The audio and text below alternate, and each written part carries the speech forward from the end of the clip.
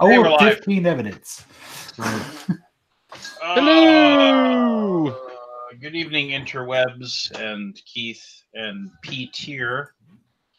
Anthony did not get his because of storms or something, did not get his internet set up in his new place. So he said he said he'd try to get in by using his phone. But we'll see what happens. So. Okay. And then Richard Ham said he'd be on a little bit later. And then I haven't heard from Rob and or Barry and or Forrest ambles in when the smoke cloud clears.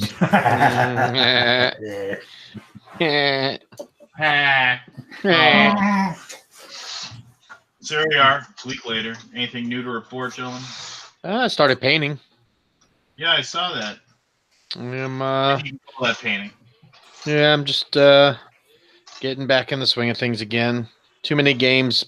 People I've been paying to paint just aren't able to keep up with the amount of stuff I've got. So figured I better start painting some of the stuff that, maybe I don't care as good as it could be. Yeah. So yeah, it's been relaxing. It's actually been quite therapeutic. I'm glad I did it because it's been nice. Hold on a second here. Go talk amongst yourselves. I just got a ping here. I started looking at maybe trying to do a Universal Orlando vacation because the daughter wants to go to the Wizarding World of Harry Potter. Oh, cool. Yeah, I'm saving my Disney trip for Star Wars World when that comes out, but I'm going to wait a little bit after it comes out because it's going to be a good reason for me not to be going to Disney right now. Yeah, it's going to be a zoo. Well, I mean, I'd like to go to Disney again sometime, but I'd rather go to see the Star Wars crap because I've done plenty of Disney. I've never done Universal, which looks like it's going to be almost as expensive as doing Disney, but less cool. But whatever. She wants to go, so we'll go buy her a bunch of Harry Potter stuff. Sounds like fun. October is the time to go. Except I don't want to pull him out of school. Yeah, that's why it's the time to go because everyone's in school. Yeah, I don't want to get my kid upset where his routine's screwed up. He freaks out when he misses school. He's got his good GPA going, so I'm not going to screw with his school schedule. Yeah, my daughter's the same way. My wife wanted to take her someplace really cool, and she would have had to miss 2 days of school. And she's like, nope, I've got perfect attendance. I'm not missing that. I want that award. I'm like, okay. Hey, I can respect that.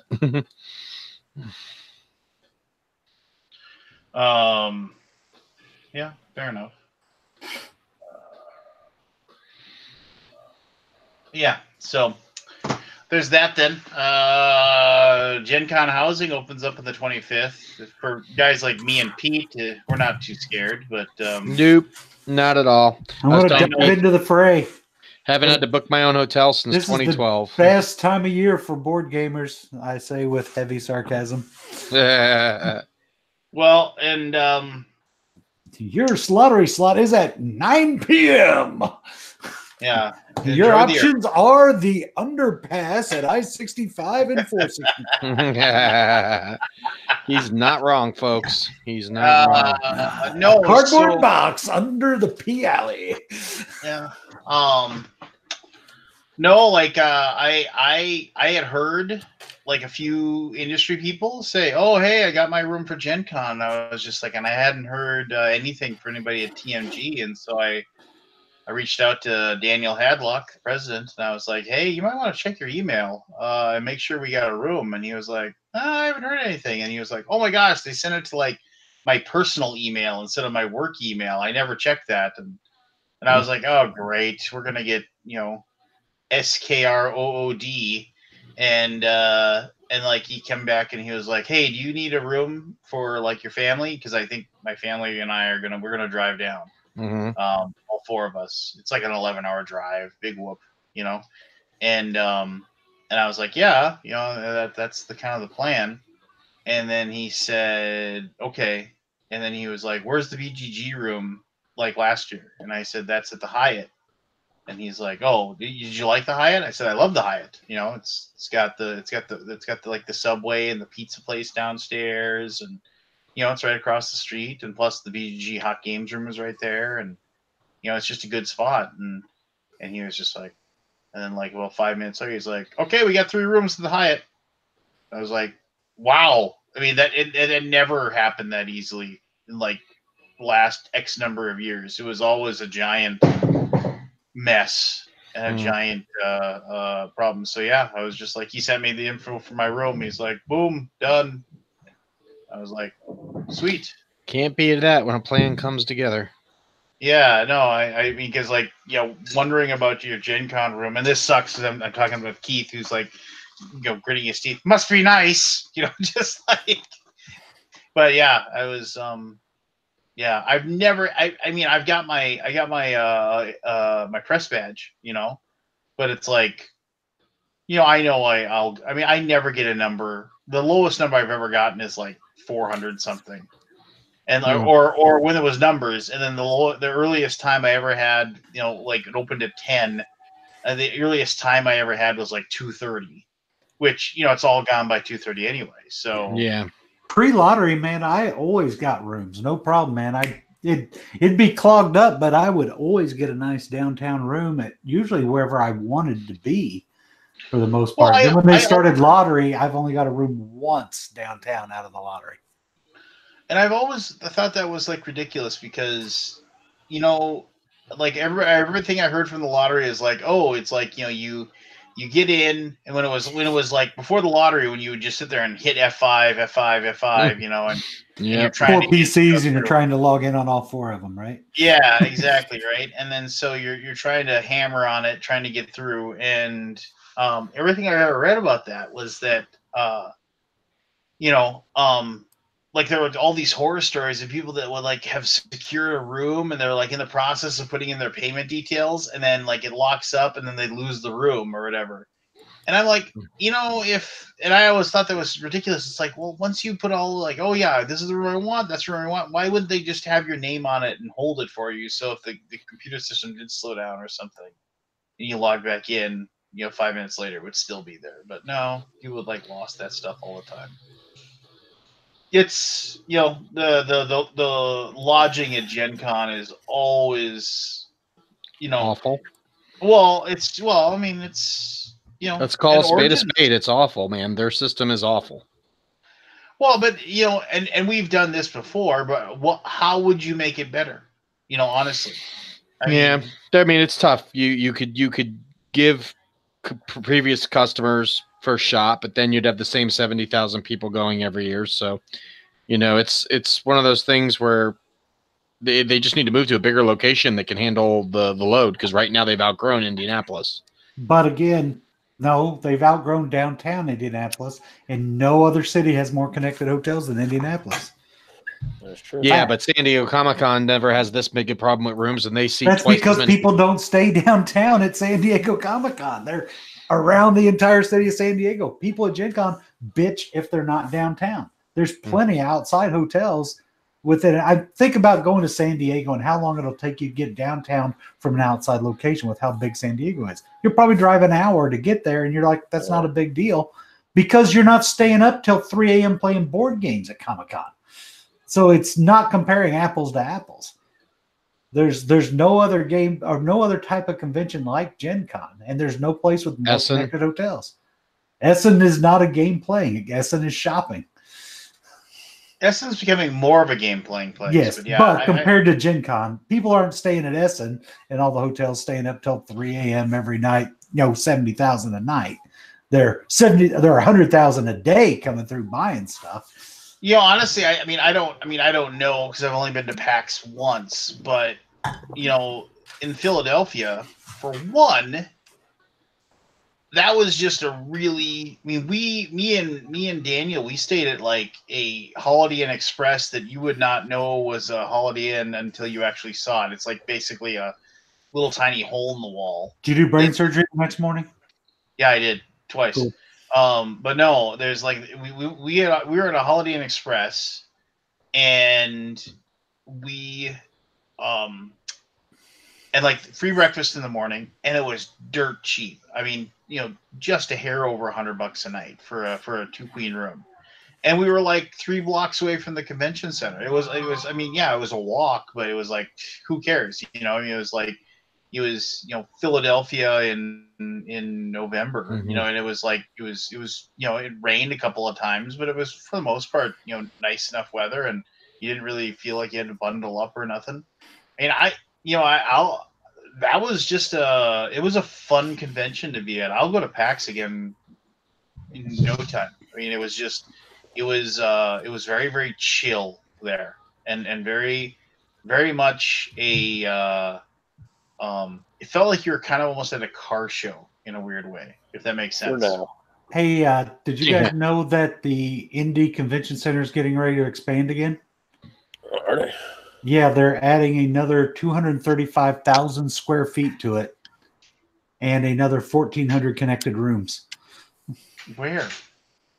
New building's going to be built. It's 3 years out, but yeah, they're going to be adding. Let's see, who is it? Hilton affiliated tower. It's going to be 38 stories tall with 814 rooms in it. Wow. So the convention center is going to get bigger, so it will be able to then house more people, and then they're going to offset it by having more rooms. So it's still going to be depends on how much they grow. But right now, what they're saying is Indy already touts the most hotels and hotel rooms connected into a center in the U.S., and this expansion will boost those numbers to 14 properties and 6,100 plus hotel rooms. So it's going to increase it by over 20%. But we're 3 years out. Yeah. Yeah, I mean, well, that's fine. But isn't the contract signed through like 2020? I think it's longer now. Is it now? I think they upped it again. I mean, I can't see them going somewhere else, honestly. It's just it's a pretty good Nope, they're deal. booked through 2023 already. So because they've upped all the way to 2023. This year's August 1st through 4th. 2020 is 30th through 2nd of July to August 2nd. 2021 is later in August 5th through 8th, 4th through 7th, and August 3rd to 6th. So still going. Yeah. Well, I mean, it's fine. And like I said before, I mean, Gen Con is like my least favorite. Yeah, me too. If there's one show I could take off my schedule, it would be that one.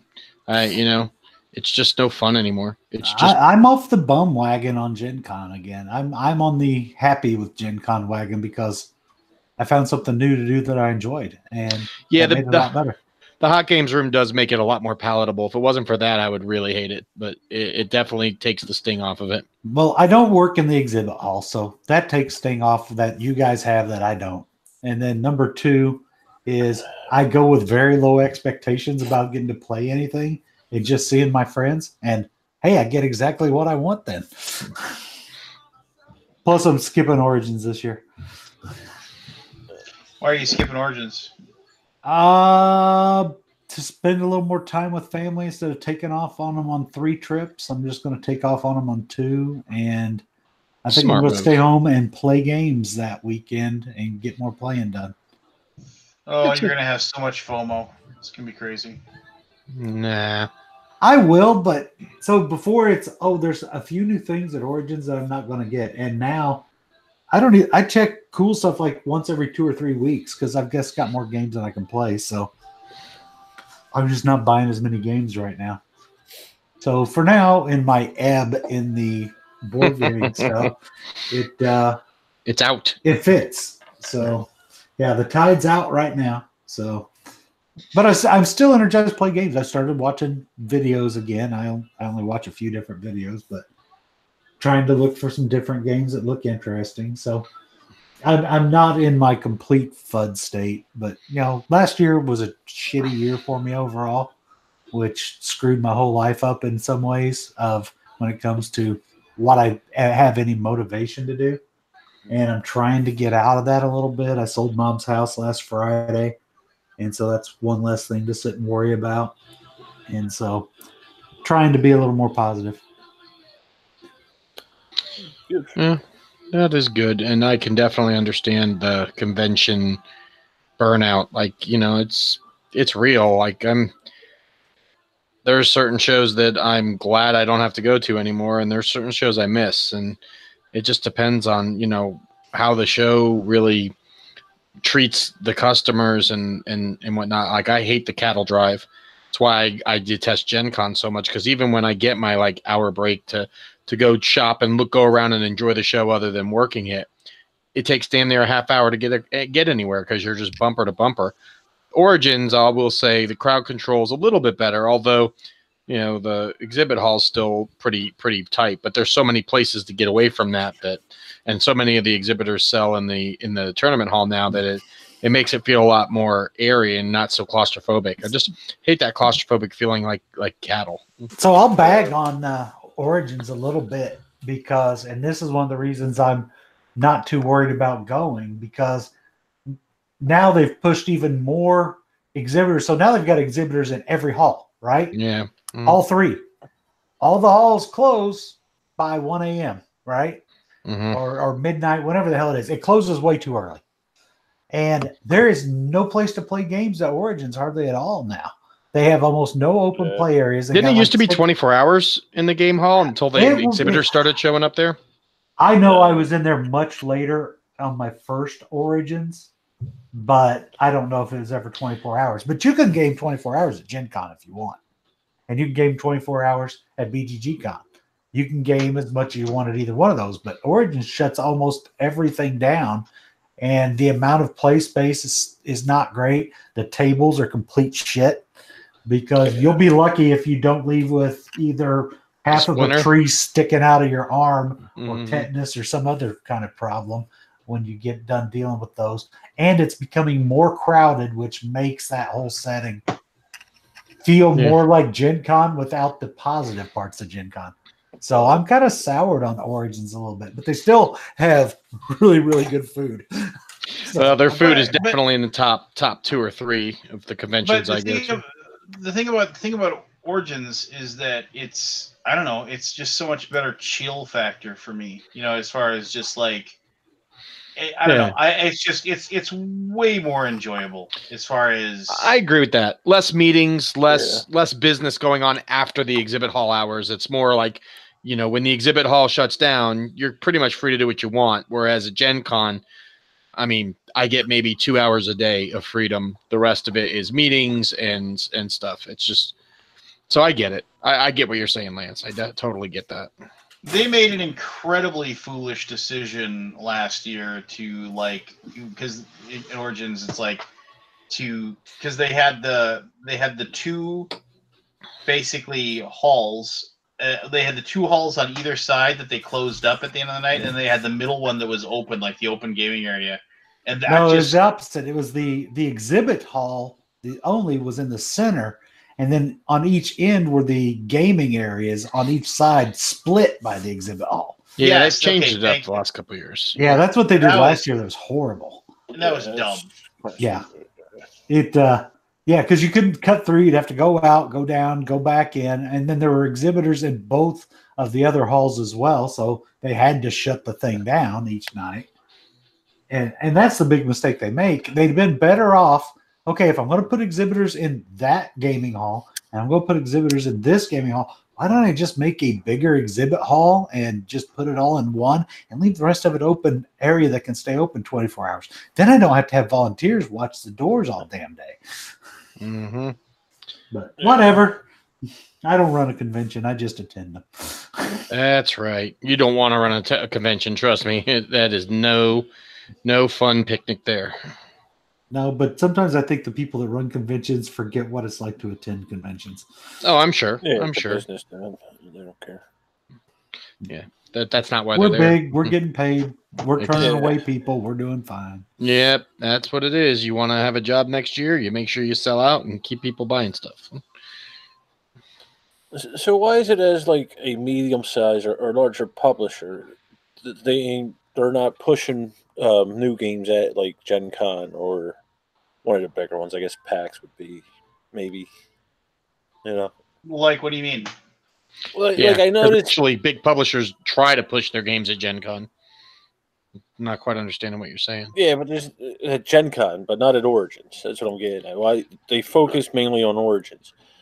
I understand they got more people there, but as a publisher, I'd hold off maybe a few games for the other. Release schedules are very tricky business, right? I mean, you don't want that's a lot true. of product sitting in your warehouse. You've got Chinese New Year to factor into your schedule. If you're a company like ours that does Kickstarters, you've got that fulfillment. So you try to base your big releases on when's the best time and when is it physically capable of getting the product out. You know, if you're going to be fulfilling 3 Kickstarters in August, then, or September, then you want to get your new releases out by Gen Con because you need to flow that warehouse space out to take in all the new product and stuff. I mean, every company's different. Non-Kickstarter companies, it's more a matter of, when's the best time to sell and when are they able to pump the new releases out? And do they want to go up against the big boys, or do they want to hit a smaller con with their release in order to not have to go head to head with Asmodee or Days of Wonder or anything like that? So there's a lot of factors. I mean, we have Kickstarter and the convention schedule that dictates how we release our products. I'm sure TMG's got a very similar thing. Actually, so at Origins last year, you had Plan B launch 3 games because you had the new Century game, you had the Reef, and they had Coimbra, and then Renegade launched several titles at Origins and then again at Gen Con. So you've got a few but folks that do it. that's weird though, because they said, oh, we're releasing here, and then we're releasing it at a convention like 2 months later. It's like you can't release it twice. Yeah, it was like an early release, like a pre-release at Origins. Talking about Plan B? So they basically released several hundred copies at Origins, didn't release it to retail in between, and then full released it at Gen Con. So they kind of got a double release out of it, but they only released a very limited they didn't amount. bring anything new to Gen Con. They only brought the full-on release of the things that they did at Origins. But there are a couple other small releases at Origins. You had like SEAL Team Fox and a couple other things. Yeah, but Origins is never known for releases. No, but there are still some. There's usually like 3 or 4 games that are worth getting that'll release at Origins, and then 90% of it gets held back for Gen Con, and what doesn't make Gen Con gets held for Essen. Actually, there's been a couple of games even releasing late in the year, like at PAX and BGG too. So, I mean, I don't know if there's a show that something new isn't releasing at, like big show, Gen Con, Origins, BGG, PAX, that kind of show. There's probably a new release at every single one of the big shows, the more than 2,000-3,000 people plus shows. Yeah, but most publishers are holding off for either Gen Con or Essen, depending on. Well, sure, free marketing. You got to have 50 reviewers come by and shoot videos on that game versus going to like even something like a BGG or Dice Tower size where you may only have a dozen reviewers at that show, but at Gen Con you're going to have everyone, and at Origins you're going to have a good chunk of them. So it's just free marketing. I remember when Origins was almost like the forgotten show for like the longest time. Wasn't it around 2,000-3,000 people for a long, long time before it started like rapidly growing in the last 6 years? Yeah, pretty much. In the last 6 years. My first one was the year after people thought it was going to die. Like WizKids, and this is like, I'm guessing 8 or 9 years ago. Well, whatever Quarriors came out, they released Quarriors at Origins. That's a big game for them too. That was no small game. That was a very big hit for them when it first came out. Yeah. Well, and they based all of their dice, collection, whatever it is, Dicescape or whatever the heck games. They Marble Hero Dice and all stuff. It's all based off of the Quarriors idea. Right. The Dice Master stuff. Yeah. So, yeah, but I remember that was big news because it was like, why are they releasing it at Origins? Just like, but take a chance. Madness, I suppose. It didn't hurt Quarriors. That game sold really well for them for quite a while. So. I'm trying to see. I don't remember my first year when it was. It's either 12 or 13. I can't remember. But It was half ghost town when I was there my first time. Like you'd walk in the exhibit hall and you'd see 20 people in an entire aisle. My first Origins was 2014, and I think the attendance was like 16,000, and then it went up to like 16 to 18,000 in 2015, and then it's like 2 to 3,000 more every year. It's crazy how quickly it jumped up because that was my first Origins was 2014. So in just the last 5 years, it went from like 12,000 people to 23, 24 plus, whatever it's at now.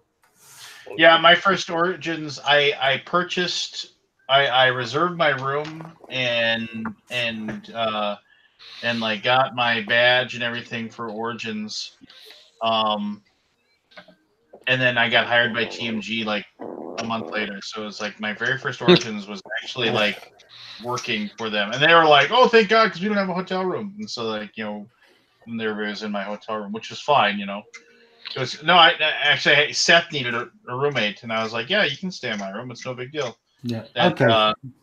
and I was just like, and Seth is if you ever get a chance to have Seth Jaffe as your, I suppose not now because he's like married and has a kid and everything, but back in the day, he was the best convention roommate because he would, when you woke up, he'd still be sleeping because he would never wake up on like early. And it didn't matter how late you got home, he'd never be in bed. He'd stay out until I don't even know when, because I'd be like, oh, just like it's like 3 a.m. Seth's got to be back in the room by now. Nope. Maybe he's dead. No, there he is. When I wake up at 8, when I go down, there he is. Away. Nice. Yeah, best convention roommate ever. Yeah.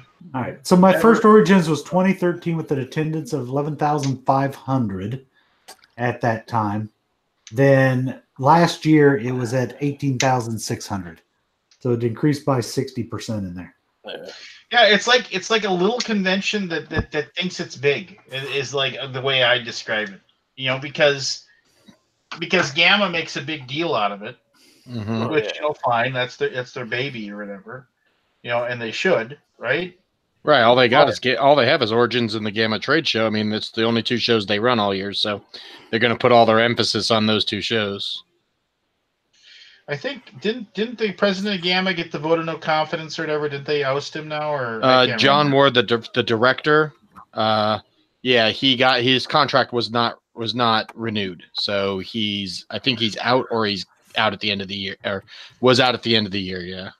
And I think that was one of the big complaints was that he did not treat like Gen Con like an important convention, or no, did not treat Origins like an important convention, and he didn't promote it the right way. Or I don't believe that. I mean, Origins grew tremendously over his watch. I mean, he's been the executive director for the last 12 years, and Origins went from nothing into what it was last year. So, I mean, that's actually the opposite. Well, no, I think the argument was that it's kind of like coaching the dream team. It's just like, you don't really have to coach them. It's like the board game industry was growing, Origins just grew. It was going to grow anyway. Like it should have, the exponential growth should have been way more. Okay, I mean, maybe that's true. I don't know. I don't know the numbers. I don't really pay attention to. Oh, I do, and you're wrong. So yeah, sure you do. Yeah, but oh well, whatever. No, I would say right now, for United States conventions, I'm not going to take like UK Game Expo into account or anything like that, or Essen, or Spiel as it's known. I would say, in my opinion, like right now, obviously, generally, if you're a publisher, Gen Con is probably the most important. I would say Origins is still probably number 2, but if PAX doesn't, if they don't do something special, PAX is going to overtake them this year. Some people would even already argue PAX is number 2, just for the sheer growth factor, the buzz, and the fact that it's not as close to Gen Con as Origins, so you get that big marketing buzz going right into the holiday season when you need it the most, whereas prior to PAX, You had BGG, which is a great show, but I mean, let's face it, it was a very small show, so you didn't get as big a marketing buzz as you would from that. So I think a lot of people, a lot of publishers and whatnot are putting a higher value on PAX because of how fast it's growing and how much comes from that show now. So I wouldn't be surprised, and its attendance is at what Origins is, if not past it already. So, I mean, it's growing way faster. I mean, they're saying in 3 years it's going to be Gen Con 2. It's going to be 50, 60,000 people. So that might be reaching, but I mean, I would say it's definitely going to be bigger. well, it went from what was the first year? 45,000. And then what was this second year? Well, we don't know if that's this year. Okay, 45,000 for an opening. Okay, yeah. Again, that's already not twice the size Turnstile, of not unique. Oh, right. So, yeah, I would like to know what the unique number is to compare it to Origins, because Origins does it by unique, not Turnstile. But if it's 45,000, then it was probably a solid 18 to 20,000 people, which is right there with Origins in its first year. About 30,000 unique attendees, so it's double Origins. Double Origins, Last yeah. year. Last year was. Yeah, that's crazy. That's insane for a first year. That is insane for a first-year show. No, that was 2 years ago. Year. It was second year last year. That's right. Yeah, I thought it was 2 years. I thought there was 2 years in that. Yeah, I've lost track of time. Next time I talk to Jamie, I think he went to both years. I want to see, like, what the changes were. I went to the first year, but I didn't go last year. I enjoyed myself. A great deal last year. I haven't been to that show yet, but if I'm going to go to a show in November, it's going to be BGG Con. So I'll probably never go to PAX. Yeah. That's the one thing that stunk. I did really, I mean, like, I go to BGG Con, positive vibes, feeling good, hanging out with people, leave BGG Con, I'm home for like 8 days, then I'm leaving town again. And I was just like, oh, this is... Yeah. It's tough, right? I mean, you and me probably go through a very similar thing where you're traveling 6, 7, 8 shows a year. It's tough on the family. It's tough on you. It's, it takes away from some of the fun of conventioning because you're doing it for work first. So, it's and don't get me wrong. There's definitely stuff that's fun about going to conventions. There's definitely fun things about it. I mean, it's like, don't get me wrong, but it does. I mean, just, just the whole process of tear down and setup and then the headache of like, is my shit here? Is my shit here? Is my shit here? Just like, and then like, oh, my shit's not here. Just like, God damn it, where's my shit? Just like, oh yeah, no, don't get me wrong. When I'm bragging on it, it's not that I don't enjoy it. I mean, if it wasn't for these shows, I wouldn't get to see all of my friends that I don't live locally, which is a very large list at this point. And it's fun interacting with the fans. Look at Mr. Braggy here. Oh, it's a pretty long list. No, you think about all the people. Think about all the friends you've met in the industry. I bet you that outnumbers the number of friends you have in your hometown. Yeah, I wish I could have a podcast with those guys. Yeah. So, I mean, it's just the way it is. You meet lots of people that are like-minded and enjoy the same things you do, and you stay in touch through Facebook and, maybe occasionally, talk on the phone or something. And then, when you get to these shows, it's like, Disney World. Oh my God, I'm hanging out with all these great people and we're all playing games and we're staying up late and we're, you're trying to work, you're working and doing all the stuff and you burn yourself out and you come home and then you're like mush. And then your family's like, oh, where have you been, Daddy? Let's play. And you're just like, after doing that 7 or 8 times a year, you're just kind of like, all right, I'm done. But I do want to get back to BGG Con. That's the one show that got taken off my schedule that I'd like to go back to.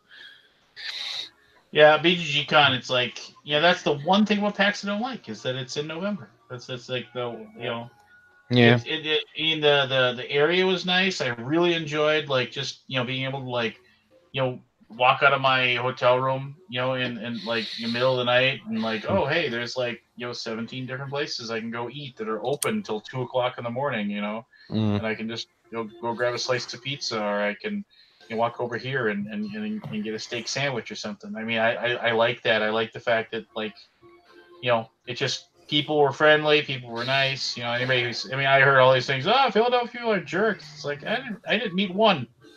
They were all like super nice, and you never left Center City.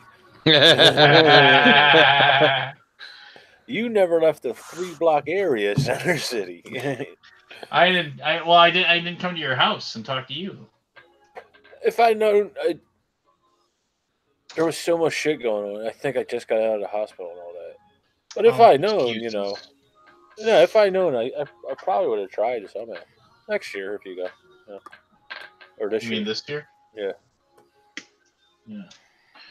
Fair enough. Fair enough. But that's probably the only con I'll go to if I go to any. I would like to get back to BGG. I really don't care about the spectacle anymore. I don't think in buying games and all that. Yeah, there's a burnout, man. I'm with you. It's so easy. It's so easy now. I mean, half the games release are right at the or right before Gen Con. Like a lot of the games I wanted last year, I was able to get in my local game store before I even left for Gen Con. So it's like, great, I don't have to ship this back. Don't have to ship this back. I think a lot of them are because they're more push for retail incentives. A lot of them are trying to release like the week of Gen Con. They're releasing to like retail as well, so you're not having to wait months after the show to get the stuff. So I think that makes it a little less needed to be at the actual show anymore. Well, I'm even at the point where I don't have to play it when it comes out right away. Yeah. Well, I am too. I'm just like, yeah, that's cool. I remember when I saw the Coimbra for the first time. I was like, that looks like a cool game. I really want to play that. And then like I went back the next day at Origins and they had sold out, and I was like, that's too bad. I really want to try that.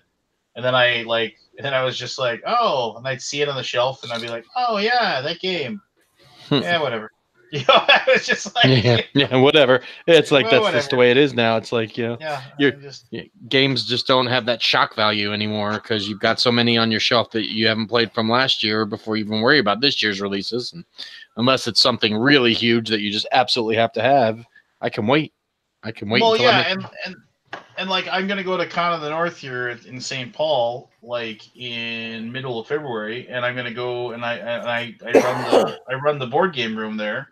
Mm-hmm. And what's going to happen is I know somebody's going to have Coimbra, and I'm just going to be like, "Hey, teach me this. I want to play it," And then they'll be like, "Oh, okay. I played it 27 times, and I'll proceed to destroy you." But at the very least, I'll get to play it, and I won't have to learn it. Somebody will be happy to teach it to me, and then I'll get it played. Whereas I didn't spend $45 on it, and then have it sit on a shelf, and then and then I'll look at it and like, why did I even get this? Yep, I can tell you I've said that 100 times lately. Just too much crap. I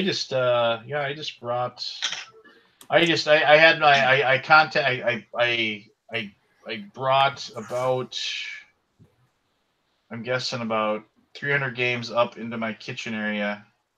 And I called all of my local board game friends and I said, "Look, I got a ton of stuff up here. I'm going to be practically giving it away. Just I don't want to ship this stuff. Just come over here and let's finagle prices." And yeah, I sold stuff like damn near 70% off on most of it, and just like, but they were happy. I was happy to have the cash, and I got rid of about 200 games. So yeah, I'm thinking about doing a big like just $5 and $10 a game thing. Just come and tell me what you want, and it'll either be $5 or $10, and just get rid of like another 100 games. That's all I need. I already did a big call last year. I got about 50 to 75 more games I'd like to get rid of, and after that, I'm good. It feels good. Yeah, it does. Good. It feels good when you get rid of junk that you're not going to play. It does, because then you look at the space and you're like, oh my God, I've got space now. So if I want to, get a couple games at a show, I won't feel bad about it because I actually have room to put them on the shelf. If they don't fit on the shelf, then I don't need to buy them. I still don't have space. My shelves are like completely at like max capacity right now. But mine are at like 80%, but I've got some stuff not on the shelf I need to get rid of before I buy more stuff. I'm going to have one more final like hard decision making purge. And then I'll finally be, I think, in the spot that I want to be, and then I can relax. However, I did just get my shipping notification for claustrophobia, so that's one thing. That's a grievance I've got. I'm kind of irritated about this whole thing with U-Boot. Like they talked about having it out in December. And I'm like, sweet, U-Boot's going to be out in December. It should be here by Christmas. And then they're like, oh, it's going to be a little bit past that. We're looking at January now. And I'm like, okay, great. January, no big deal. You know, maybe it'll come early January and I'll have some time while I'm still on vacation. You know, and then the last update is like, oh, okay, France is getting it in January, but the US, you're not getting it till March. It's like, March? How'd you go from January update to March? It's like, did you not already, isn't it not done already? And you were just having it shipped? I mean, did it get stuck in Chinese New Year? It just seems like an awful big update swing to go from December to January to March in like 30 days. So I'm like, what the heck happened? So now they, even though they already sent me shipping notification that your address is correct and you know this is their final chance. Yeah, this was like in November. They're like, yo, make sure your address is correct. You won't be able to change it at this point because we're getting ready to fulfill. And then all of a sudden now it's coming out 5 months later. It's like, what the frig happened? So, hey, Rob. It's Rob. What happened to Keith? You had to go? I don't know. We upgraded. We got rid of Keith. We got Rob. It's all good. Let me tell you something. Let me just spell this out real easy. I was going to lay in bed. I just happened to wake up because once again, the dogs have to go out. I pick up my phone. I look.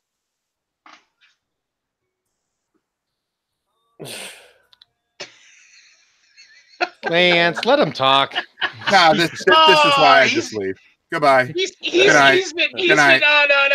Oh, I feel bad. Why in the hell did you do that? He was healing me all day today. You were tweeting back. I'll apologize. You know he's only on for like an hour before he has to go back to bed anyway. I will apologize. You should apologize for that one. It's one thing if he's razzing you. It's one thing if he's razzing you and you're like, you should feel bad on that one. Just popped on. Just popped on. Oh, you know what? How many times you mute me when I'm like, oh, let me tell you something? And like everybody's like, oh, it's funny when it happens to him. Hold on. It's funny when it happens to him. It is funny when it happens to him. He should apologize. So that's new, Barry. Have you played anything new? I played for the first time in my life. I played Castles of Burgundy, and I liked it. Did you? And I'm not going to let Rado know that because I keep liking all these Euros that I said I wasn't a big fan of, and I started getting introduced to them, and now I'm starting to like them. So I had a problem with the artwork. It's an older game though. Oh, it's ugly. I ain't gonna lie, but the game was fun. Like it was actually very fun. I never played any of the expansions to it. I don't think we played with the expansion. I think I was introduced to the base game. I think again, I had never played it, so I don't know if there was an expansion in there. I may not have even noticed it, but it was fun. I actually enjoyed it. I enjoyed it more than I thought. That's one I still pull out once in a while. I like it a lot too. It's weird because Crusaders, Endeavor, I played this. I mean, a lot of my favorite games in the last 6 months have all been Euros, which is weird. It's like my tastes have changed a little bit because I used to be all Amerithrash and very, very few Euro games, and now it's kind of swinging to more 50-50. Yeah, I've always been 50-50, but it's sometimes I don't want to play anything but Ameritrash, and then other times there's nothing but Euros. But I've always played just about everything. I'm not real big into party games and shit like that. Yeah. Well, I supplicated myself in front of him and apologized. So what did he say? Is he going to come back on? No, I don't know. He didn't answer his phone, so I can't tell. But I did say I apologized. I said I'm sorry. Please come back, and I meant it. So if Rob, we're doing a wrestling podcast tomorrow. I hope he's not so mad at me that he won't be on that. I don't think he's mad at you, Lance. I think he's fucking with you. I'm seeing if you'll. Anthony says he keeps getting an error trying to get that. What is it? I never understand that people are like, "Oh my, I can't log in." It's like, no, just have you tried restarting it? Yeah. So, what's your guys' wrestling podcast going to be about? Is it about wrestling board games or actual wrestling? No. There's a pay-per-view this weekend. So. Okay. So it's me. It's Wrestle Club. Like there's a loose confederation of board game. Of board game. What's I'm looking for here?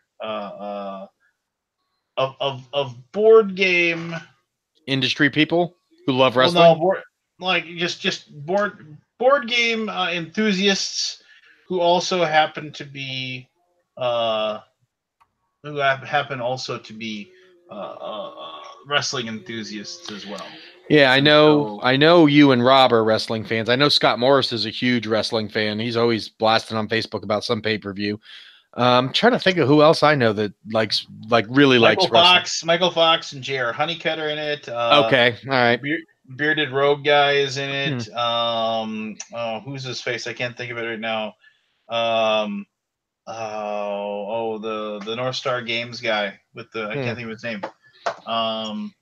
Anyway, so yeah, so at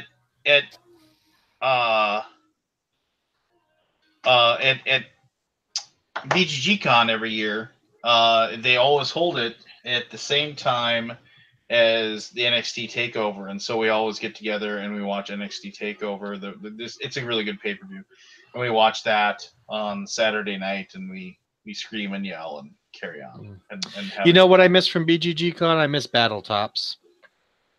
I miss that. This year it was like the mimes one. It was all mimes. That's awesome. Well, it was all mimes and Kathleen Heinrichs Mercury, who won the Battle Tops tournament at Geekway to the West, and so she was there with her wrestling, with her like she actually got a wrestling belt and the whole thing, and so it was her and 3 mimes at the final table. Nice. And then yeah, so basically, and then she lost, and so then the mimes won. So. That's cool. Yeah, I missed that. That was a lot of fun. And my first BGG-Con, I saw the Battle Tops and just watched. And then the last 2 I went to, I got to participate, which was a lot of fun. It's one thing I do miss. BGG's got a lot of unique, cool things that I definitely miss. That's why it's probably the #1 show on my list to go back to. Like personally, like I'll take vacation time and just go. I just got to get it in the budget. If it's not this year, it'll definitely be next year. Well, doesn't your company go? But I don't go, and they're not going to send me to not work. So there's no business for me to do at BGG and what I do for Cool Mini or Not. So it's not a show that we'll have people there, but there's no reason for me to go. So I would go on my own if they were gonna. There's no reason for them to fly me out there because we only need a couple people. We run a small booth at BGG Con, so it's a 2-man show with maybe a volunteer or 2. So there's not a lot of staff that goes. So plus it's nice to go to shows when you don't have to work. I mean, yes, it sucks you got to pay for everything, but I mean, if I want just like Dice Tower, I don't go to Dice Tower for come on.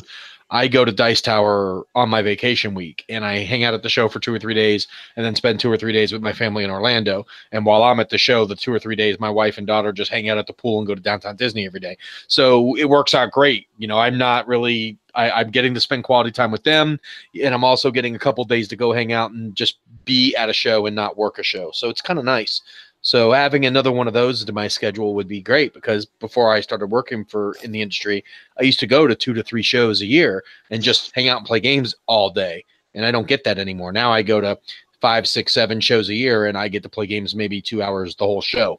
So it's nice to get to go to a show and not have to be stuck to a booth the whole time or in meetings the whole time. You know, the only convention I ever end up playing games at, seriously playing games, the only one is BGG-Con. Yeah. Even though I'm like, oh, it's late, let's play games. It's like, I mean, I'll play a couple at Gen Con, just because the hot games room and stuff. But for the most part, it's just not an option. I'd say Dice Tower and BGG were neck and neck for me.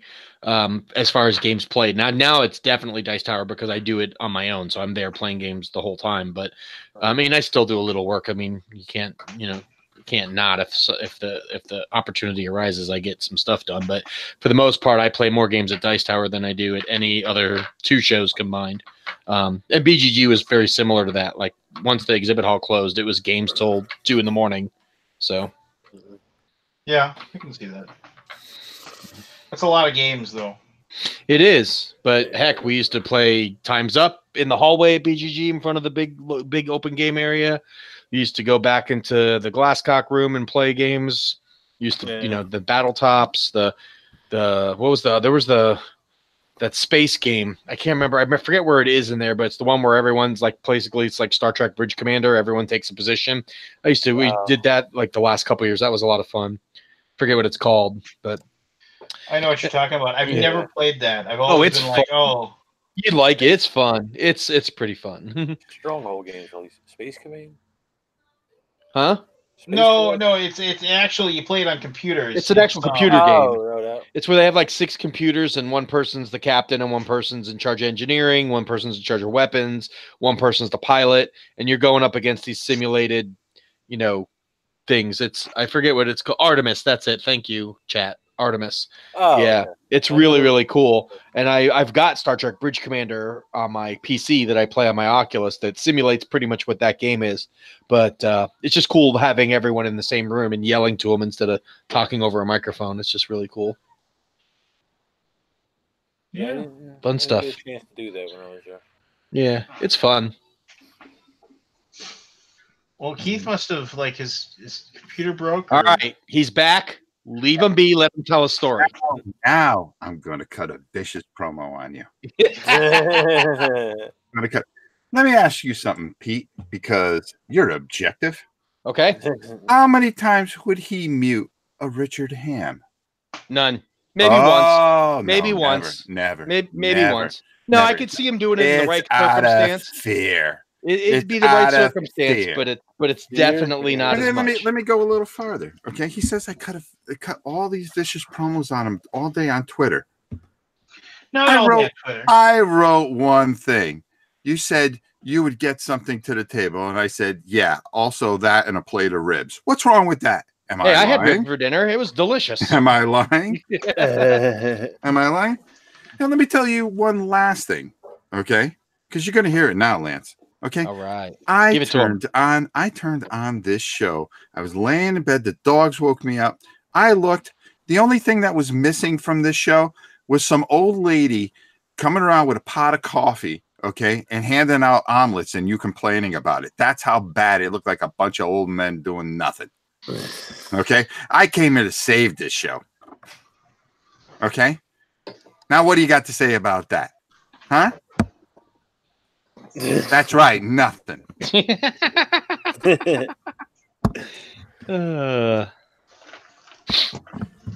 want? I'm sorry, I wasn't paying attention. You want to cry? You want to cry victim? Okay, let me tell you, you're nothing but a chicken shit heel. Okay, that's all. That's the only act that you're doing is your chicken shit heel act. Okay, you want to talk wrestling? Now, where's Anthony? Yeah, no kidding. You're all fired up, ready for this wrestling thing tomorrow. So, Rob, since Lance didn't go into detail, what's this wrestling thing you guys are doing tomorrow, so that other people can find out about it? Wrestling club is something very sacred. There, first of all, you have to go through months of training on learning the handshake, which took me a little while because I kept on missing the part. But when I got it, it all fit together. We get together and we discuss men in tights sweating together and the things that go with it. And it is a beautiful thing. I was very lucky to be a participant in the second annual, was it, Lance? Second annual NXT Takeover. Well, here he goes. Now, Lance, I'm sorry if I hurt your feelings. Oh no, I only have one and you couldn't find it, so No, I know. Now I was digging. Look, see how, now he's all humble and stuff like that. So now he goes baby face on me. See, this is the stuff that happens at Wrestle Club. Okay, we have heel turns, we have baby face turns. Wrestling is something that has been around since the dawn of man, and people do not give it the respect that it does. It is the original carnival, because what you do is you put people in seats and you perform and you take them away from their mundane lives for just a few hours. And if it's done right, it tells a story and evokes emotion, and people go home happy. That's what wrestling's all about. And there are some of us that still believe in it, in the athleticism of it, and what it is. Oh, there's no denying that. I mean, Oh. even if it's staged, you can't flip off a third rope and do a triple somersault and land on somebody without being very athletic. There are a lot of them that just say, "Hey, lay it in," and when they punch them in the face, they punch them in the face. And it's to invoke emotion, and I think some of the stories that they can tell, some of the things they can do, it's just always been something I've always been interested in, because it's more than a performance. And I think the rest of us all get together and we just share our old memories. And usually there's some really good shows. Oh, very nice. Getting there. Still got I don't know what you were complaining about. I think it's really good. Yeah, for the first time in a decade, yeah, not bad. But you got to remember that those are not great models. No, that Kickstarter, I'm sure these are resin cast, and they're definitely not what you would call, like, high quality. They're probably mid range, I'd say. They're not bad, but they're not great. Yeah. No, but you did a great job with it. But it's a fantastic, it's a good group of guys. We all get together and we just have a great time. And we try to predict what happens. What does it? See, we scared poor Barry away. Or maybe he went to go get one of those omelets I was talking about. An omelet taste sounds good. With yeah, that would be pretty awesome right now. Some bacon in there. Nice. Well, that's cool. And you guys get together weekly, or is this monthly, or? No, it's for every pay-per-view. We get together and just do a prediction and discuss the finer points. That's cool. And you're doing this on YouTube, or is this all private stuff? We'll do it on the YouTubes. Oh, cool. The Royal Rumble is this weekend, so one of the big ones. Oh, wow. This is the build-up, and if it's done right, you start the build-up now for WrestleMania that goes off in April. Ah, okay. So there's all this speculation of everything that goes into it. The best part of this one is that there's usually some contestants you don't know that are going to be there. So half the excitement is trying to figure out who it is. Because they always throw like a little wrinkle in there. So a guy who's been retired, you haven't seen in a while, somebody who has been wrestling in another faction for a while. What are you building, Lance? I am building a swamp Trogoth. Ooh, oh, so you're playing with all the new goblins. This is an older model, but yeah, I actually had this box laying around, and I was like, well, if I'm gonna build my Trogoth army, I better do my Fellwater Trogoths then. So that's what I'm building right now. I'm trying not to cut myself with my X-Acto. I've been filming like a madman lately. I mean, I'm almost like 2 weeks ahead. That's good though, right? It's a good thing. Yeah, you can actually kind of take it easy a little bit. The reaction to the War and Peace is coming back has been really positive. It seems like you're getting some good engagement. And how are your views on those? Have they been pretty good? Pretty solid? No, they've been horrible, but that doesn't matter. Hey, how's your arm, by the way, Rob? My arm? Yeah, your arm. Oh, I'm waiting for the punchline to this. Yeah, I'm waiting too. Hey, well, I mean, you're patting yourself in the back so hard. I figured you broke it by now. Oh, Jesus! Oh, wow! I was leading into some of the stuff that I was doing, and how much fun I was having. Wow! I guess is having fun against the law now? I guess so. What do you think of the Lord of the Rings game? I saw your review of it the other day. I haven't got mine to the table yet, but you seem like you liked it. Well, somebody goes like this. They go, well, they didn't fight. Okay. They weren't against each other. Mm-hmm. And I went, whoa. In the movie, half the things were mistrust over the ring. Yeah, I see where they were going with it, and I definitely think that it's still somewhat thematic to the story. I mean, yeah, sure, Legolas and Aragorn would never fight over the ring, but the there were plenty but of the instances where other temptation people was would. always there. Well, Yeah, exactly. They're just playing off the ring's ability to change people, and that's fine. Yeah, and that's where you could kind of go, well, all right, I can see, but the whole point of the game is actually kind of fun, and I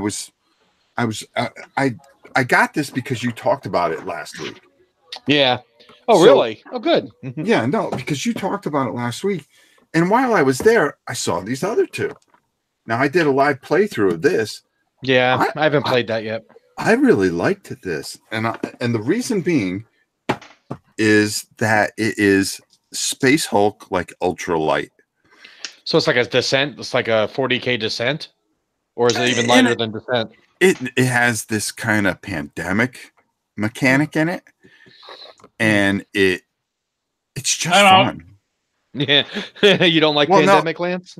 I've never liked Pandemic. It's not what you think, but it's really good. And then Blitzball, I actually called the Mr. Sassy Pants over there, and I told him, I go, you and I should do this live because it's good. Is it Blood Bowl light? Yes. Okay. Yeah, it's Blood Bowl extra light with a kind of a twist, and I see what they're doing, and it's brilliant. They're taking and they're saying, let's make something really light because it's only going to lead you to our bigger games. Oh, sure. They're dangling the carrot in front of the casual people saying, come check out this. Oh, and if you like this, wait till you see all the Blood Bowl stuff we have at your local game store. So it's smart. They put them in mass so they get in front of more people. They're lighter versions of the games to get them interested. And then when they go looking for more, they'll find a GW shop or a local retailer, and then they'll get introduced to a whole new world that'll just suck the life out of them. So, oh, God. I mean, it's smart. It's brilliant marketing. Yeah. I mean, Games Workshop is getting it right now. And if you're somebody that's already in it, you get it and you go, hey, you know something? Instead of me spending 4 hours, I can spend less than an hour and still get the same type of satisfaction I would if I spent the 2 hours. Is that game compatible with Blood Bowl? Like, can you take the figures in there and put them on teams and stuff, or is it its own thing? Oh, no, you could take and add them to your group. Okay. But they give you cards in there in case you are a current player. Ah, smart. And you can add your teams and change it up, and it becomes. I'm really now. I stayed away from the stuff, and I'm glad that I saw your Mount Doom thing because I just thought it was a nice filler.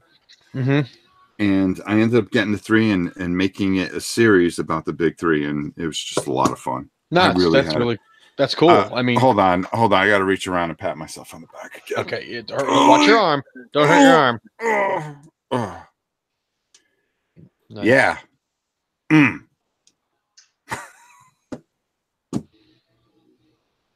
I'm sorry, I wasn't paying attention. Of course not. Oh, somebody is a little salty. All we need is some caramel. All we need is some caramel, and we got ourselves dessert. And a lot of it. What was I going to say? Shoot. It'll come back. It'll come back.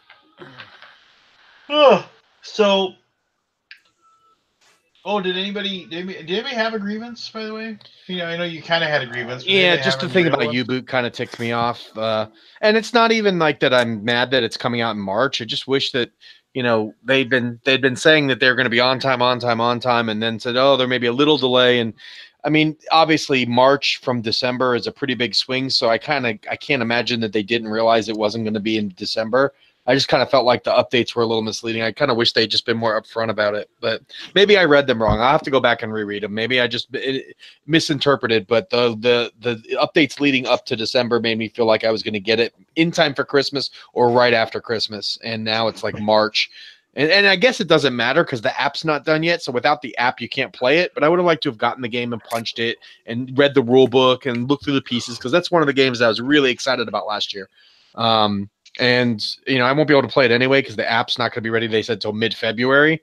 But it just sucks that they're like already shipping in France and in UK, but we're 4 months away still, or 3.5 months away still. So it's like the timing on how they distribute it is just crazy because it only takes 6 weeks to ship from there over here. So why are we 3 months behind? So I don't know. Yeah. Oh, well, it happens. We have plenty of our own hiccups in fulfillment, so I'm sure there's a logical explanation that maybe I'm just not aware of, but I'm just disappointed because I was really looking forward to that one. So what, these people over in the EU have a game they can't play because the app's not done? Yeah, that's true. Like I said, they can't play it anyway because the app's not ready until mid-February, if that's even the right time, if it gets pushed back even further. It's just more of, this is a really cool game. Like, it's got this cool 3D sub that you can build and put together. It's just, the game just has a real table appeal, and I would have loved, even if I couldn't play it, I'd like to get it and be able to punch it and look through the rule book and read the rules on it and get a feel for the game and whatnot, even without the app. But seems odd to me they would release it without an app. You know, they probably just want to have it sit in the warehouse. You know, that's exactly it. The ones in the Europe are sitting in the warehouse while the other ones are being shipped to the US. So why have them sit there when you can get the fulfillment done and then just have the app pop up when it's ready? And they said they may try to push like a beta access version of it for the backers so that they could start, even with it not being 100%, be able to start actually playing. But yeah, the way I look at it now is by the time I get my game, the bugs in the app should be pretty much taken care of, and I'll be able to play it with a good experience. But like I said, I was just super excited about that one, and I wanted to get it in my hands and be able to actually check out that 3D sub and see what it looks like on the table and all that. But no worries. A couple months. Not like there's not plenty of stuff to play in the meantime. Well, we might as well go to Kickstarter Wall of Shame. I can just spout mine off because it hasn't changed. We're still sitting at airlines as the longest one unfulfilled. Still waiting to hear what is going to happen because I chose the option when he gave the option of how you wanted to be compensated. I chose to wait and get the game. So hopefully sometime this year, airlines will finally ship to me. Dog's Life, still no communication, no updates. It's over a year past due. I doubt I'll ever see that one. They've just disappeared. And fantasy football, still no updates, still nothing new developing there, unless you've heard something, Lance. Other than that, everything other now U-Boot is late, so now U-Boot adds to the list as something that's past due. Everything else is not due yet, except now U-Boot was supposed to be December and is now looking like March. So that's my list. Myth Journeyman, delivery June of 2016. Still waiting. Still waiting. Recently, because they sold it to this Ulysses company or whatever. Oh, Ulysses Spiel? Yeah, but they have like an American branch. They sold it. They finalized the sale to it like a few months ago, but they're still working out some of the kinks. And at least they said, if you want any what? At least there's a little hope there that someone will. Yeah, there's hope there, but I put hope in there. I put hope.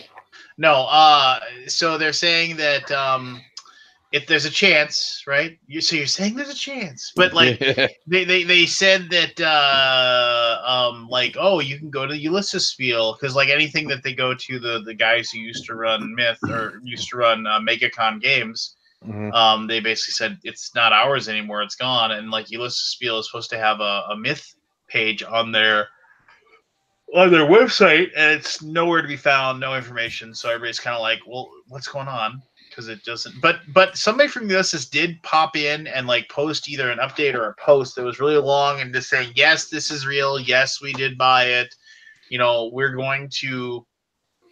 reassessing and we're going to send out pledge managers to everybody, and then we're gonna go through and like, you know, figure out like shipping and things like that for stuff and what we're gonna do and what we're gonna produce and that yes, then no. Lazy Gamer, Ghost Town, you guys gone.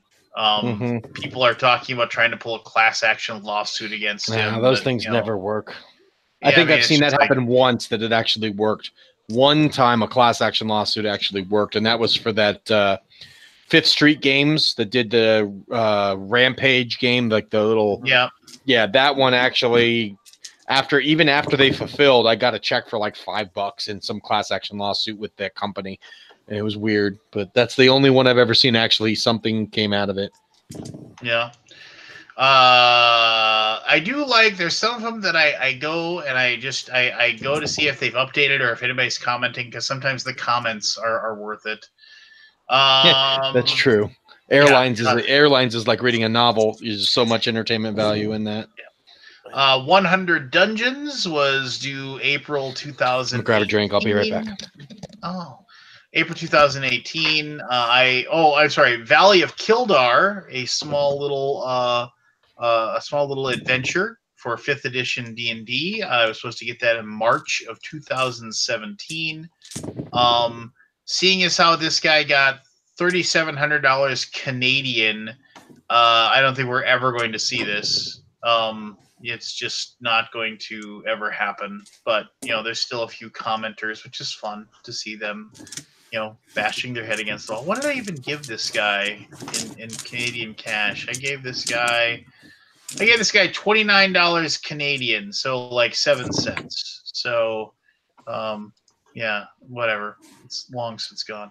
100 Dungeons. That's, as I said, that's late. Fantasy Football. We won't go into that one. Dungeon Crawl Classes Lankmar box set was due August of 2018, but at least there's communication there, so we have to believe. Co-op Diceborn Heroes, a co-op dice adventure game. It was due December of 2017. The guy did post a picture of his final production copy that he got.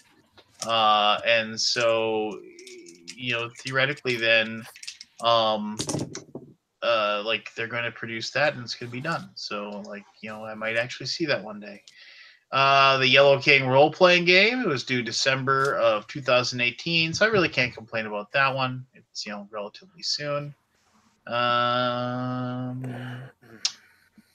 Seventh Continent, What Goes Up Must Come Down. They had those printing problems or their printing errors, so that was October 2018, so I really can't complain about that. The Dare, Call of Cthulhu, one-shot revised adventure for 7th edition. It was due November of 2017. The guy posted at the end of January that he was still working on it and that he would post another review within the next 7 days to let us know what's going on. We haven't heard anything from him. Detective City of Angels, the probably one thing I'm actually looking forward to more than anything. This was due September of 2018. This is from it's from Van Ryder Games. They make really good stuff. This is going to be a detective game and with total classic film noir. Just that genre of game. I'm super excited for it. So, and they've been pretty talkative and explaining. So, Castles and Crusades, the Tome of the Unclean. It's just basically a monster manual that was due June of 2018. They're still working on the layout, so which is weird because Castles and Crusades is like a pretty well respected D&D clone. It's been around forever, and yeah, so nobody knows that one. U-Boot, as we've just already discussed. League of Seekers was a small little RPG. It was due November 2018, and the guy still pops in, says he's working, and he hasn't, but whatever. Trudvang Chronicles, The Stormlands. It was an adventure for Trudvang Chronicles, which is an RPG I own. That was due in October, but they're still working on it. There's this guy named Scott Taylor who produces this he produces these first edition D&D type things and they're really good. He takes forever to get them out, but when he does get them out, they're really, really good. It's like the Folio of Fiendish Monsters, first edition Monster Compendium. It was due November 2018. Hasn't come out yet. He's been communicative and he just said, he hasn't had time to work on it or something. Mischief and Misadventure Campaign Planner, due June 2018. That they keep posting, so theoretically I'll get it eventually. I just haven't yet. Let's see here. God, I have so many of these. Like the The Black Void RPG was due at the end of November of 2018. Haven't got that. Court of the Dead Mourner's Call board game. That was December of 2018. Haven't gotten that. The Book of Dark Secrets, a D&D fifth edition D&D adventure, due October 2018. Haven't got that. Delve in a Cave, a 5th edition adventure, due October of 2018. You can sense there's a theme here with the RPGs. There's a theme of you not getting stuff. Yeah. The Complete White Ship Matter campaign. of fact, Lance, the next time you back something, please tell me so I don't back it. The Complete White Ship campaign, a 1E, 5E mega adventure. This is from that Scott Taylor guy. Like I said, this was due in October 2018.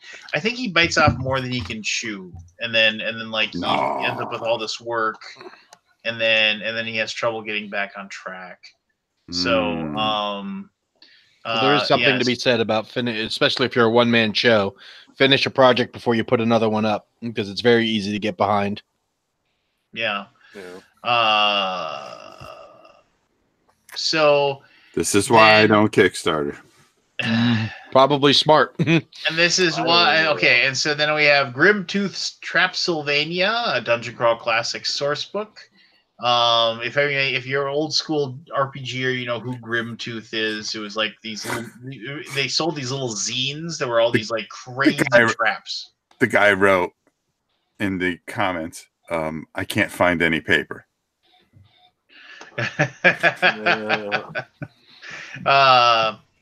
Neoclassical Geek Revival. This is a weird one. So this is a weird old school like old school D&D variant that I played once years and years ago. It's called NGR is what it's called, or Neoclassical Geek Revival. And so I backed it to get the book. And then they sent out and they were like, okay, well, you need to like pick which cover you want of like these several different covers. And I remember I picked one, and it's like, so it's weird. He's I don't know what he's doing. He's either hiring the artist to like make the cover, and like it's basically it's one of these really ridiculous things where the whatever artist that he hired to make mine, the guy isn't getting it done, so I can't get my book yet. Which I think I might just contact him and see if I can just change the cover, and I can just you have picked wrong, sir. Yeah, that was due in August of 2018, but you know, I can chill. Oh, you were so close. All right, we'll see you next year. Yeah. Main Gauche, which is a supplement for the Zweihander Grim and Perilous RPG, which is basically the Warhammer Fantasy Roleplay RPG, old school one. It was an extra book to it. That's due December 2018, but you know, it's coming. They actually talk and discuss, and it looks like everything else that I've backed is all January or later, you know, as far as so nothing's late yet. I got a lot of stuff coming this first 4 months of the year, between Batman and Street Fighter and Rambo and now U-Boot, and it's a lot of big games coming in the next 3 months or so. Have you gotten your shipping notice for Batman yet or anything? No, nothing. They just got the final. I think everything was approved and everything is being manufactured now, and they just got the first proofs back of all the inserts and stuff from the last update. So I think they're still on course for April for U.S. Fulfillment. So it's amazing how at Gen Con there are just more and more tables with, hey, we're coming to Kickstarter. Yeah. And then 3 years later, hey, you'll get that any day now. Maybe 4 You're not years. wrong. You're not wrong, unfortunately. Hey, tomorrows are never guaranteed. You ain't getting my money. Yeah. I mean, I can see why a lot of these smaller publishers are doing it. It's more security. You know, sure. Getting your print run paid for, and it makes sense, but it's a lot of these people that really give Kickstarter a bad name, but people keep giving them money. Hey, there you go. Yeah, I've definitely become more frugal as I've gotten burnt on a couple. I mean, considering how many I've pledged to, it's a very small percentage that I've gotten burnt on, but the ones that I've gotten burnt on, just they've stuck with me because the 3 I'm waiting on now that I've unfulfilled that are way past due, I'll never back from any of them again.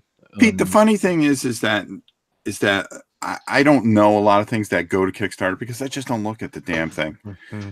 And I'll go to Miniature Market and I'll see something. I'll go, oh, okay, let me bring that in, because this looks interesting. I bring it in, and then the first thing that happens when I start painting it or working on it or whatever, hey, I didn't get my Kickstarter one. How come it's at retail? And then you feel a lot. Mm-hmm. And then you feel like an idiot because, it's almost like rubbing it into somebody's nose, which is something I can't stand doing. Yeah, but there's nothing you can do to control that. No, because I just don't know. But the point is, how come I have it retail before they fulfill Kickstarter?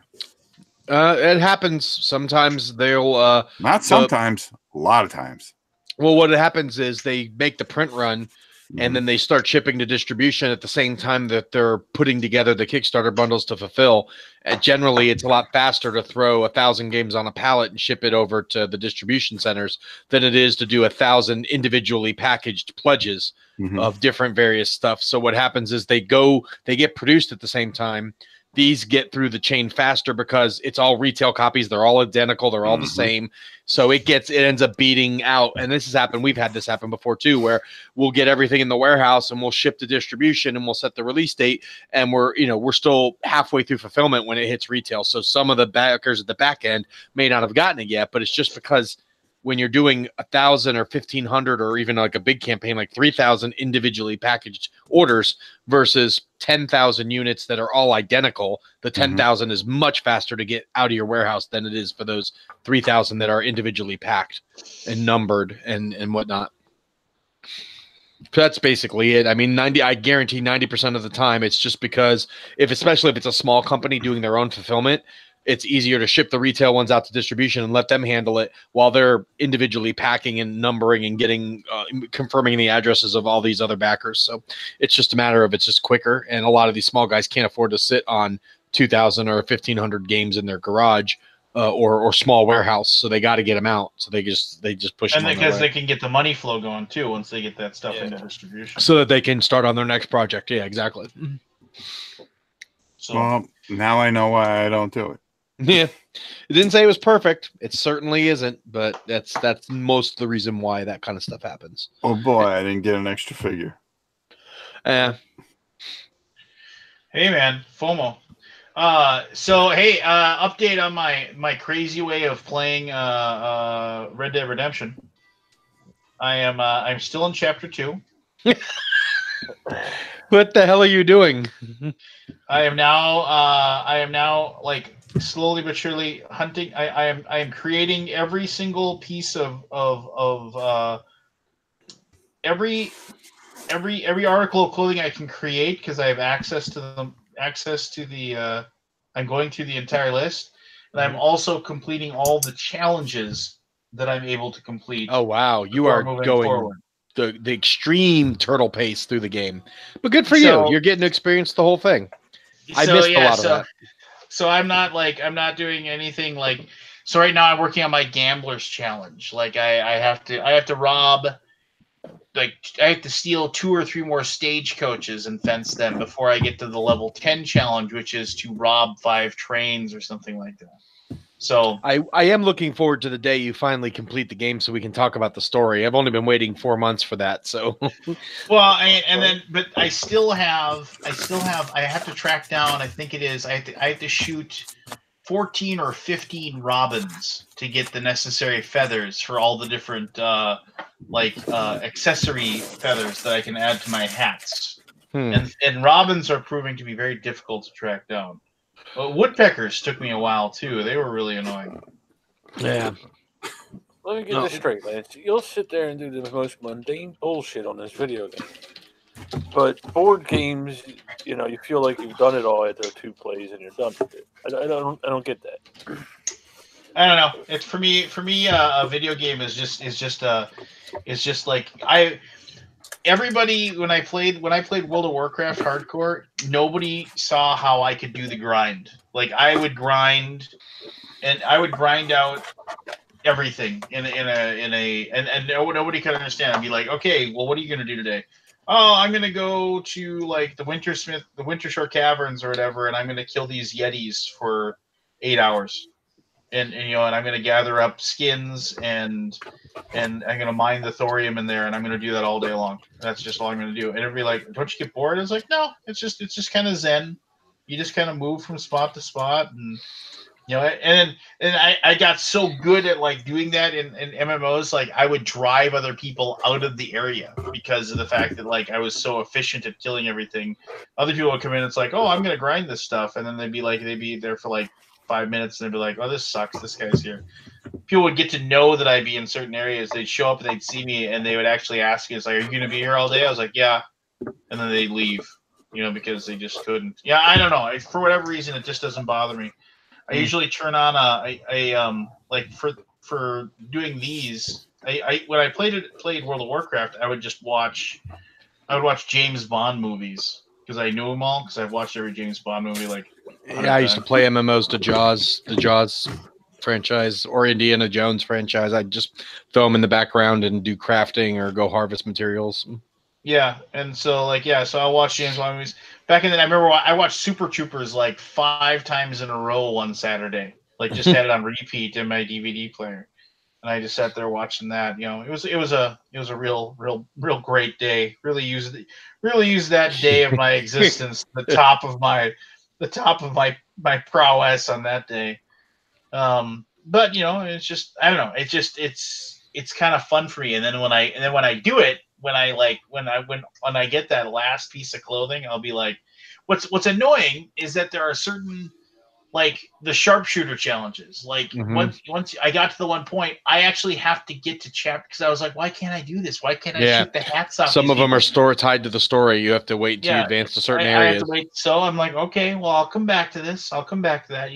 So and then I got to do the explorer ones, the explorer challenges. I haven't done yet. I've only found one treasure. I gotta start looking around more. I know I can look up. I know everybody's got those posted. Oh yeah, find the treasure here. Go and grab it. But I think that's cheating. I want to find them on my own.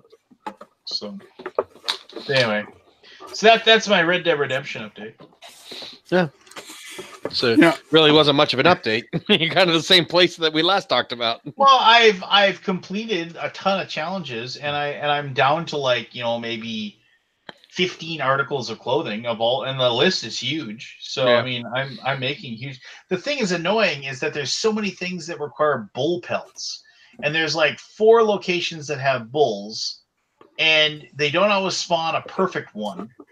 And then if you do find one and you kill it, and it's a perfect bull pelt, and then you can only carry one. So you have to go all the way back. Yeah. Well, actually, I found 2 once. I found one as I was going, and then so I had my horse, had one of them, and then I carried the other one, and I walked the entire way to the trapper, and just constantly like whistled for my horse to follow me. And that took about 45 minutes to walk all the way there, but I got those 2 pelts to him. So okay, yeah. You know what I started playing on my PS4? Space Hulk. I had it for like forever. I didn't even know that was on PS4. I'll have to check it out. Oh my God, I had such a good time. I actually streamed it. I was having such a good time. I didn't care if anybody was there. And I was just, it was so much fun. And the controls were just so easy. And the game's like $9.99. Is a place very similar to the board game? Oh, it's dead on. Nice. It's dead on. And it does such a great job of it too. I was really surprised at it. I just had a real good time with it. And I've been trying to get back to it because I played it the other day. I played it Monday, as a matter of fact. And then the last 2 days, I've just been so busy just getting content done so I can play it. And I hope to get to it, well, probably Friday. And just do another live thing and keep continuing it. Because I just got my entire squad already. And it's just a lot of fun. Rob, you have me wanting to get Space Hulk on the PS4 now. Heh, I was there watching. Yeah, that was a weird thing because I went back to watch the video, Kabuki, and I saw everybody commented, but it didn't show up on my PS4, so I must have hit something. So next time I'll make sure that all the comments show up while I'm streaming.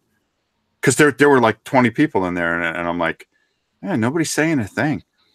Poor Kabuki's gonna hate us. I got her to get Spider-Man, and she's loving that. Now she's gonna buy Space I'm glad Hulk. you reminded me. Oh man, I'm letting a friend borrow that. I gotta remember to pull it out. It's such a good game. Well, not only do they have Space Hulk, but they have Deathwing. They have oh god, there's a couple other of them that they came out with that are actually really pretty interesting. So I just bought everything. And I think that's what I'm going to do all weekend. Nice. You're going to watch the Rumble, though, aren't you? Well, first of all, you and I are going to spend the entire time talking through the Rumble and NXT. That's why Friday night, look out. Talisman, that's another one that they have out there that I've played Talisman like so many times. Talisman's great on the PS4. I actually... I'll save it for the video, but I was going to tell you guys a story, but I'm not going to because I did a whole video on it. As a matter of fact, Pete, you know the story, and I actually got the game back.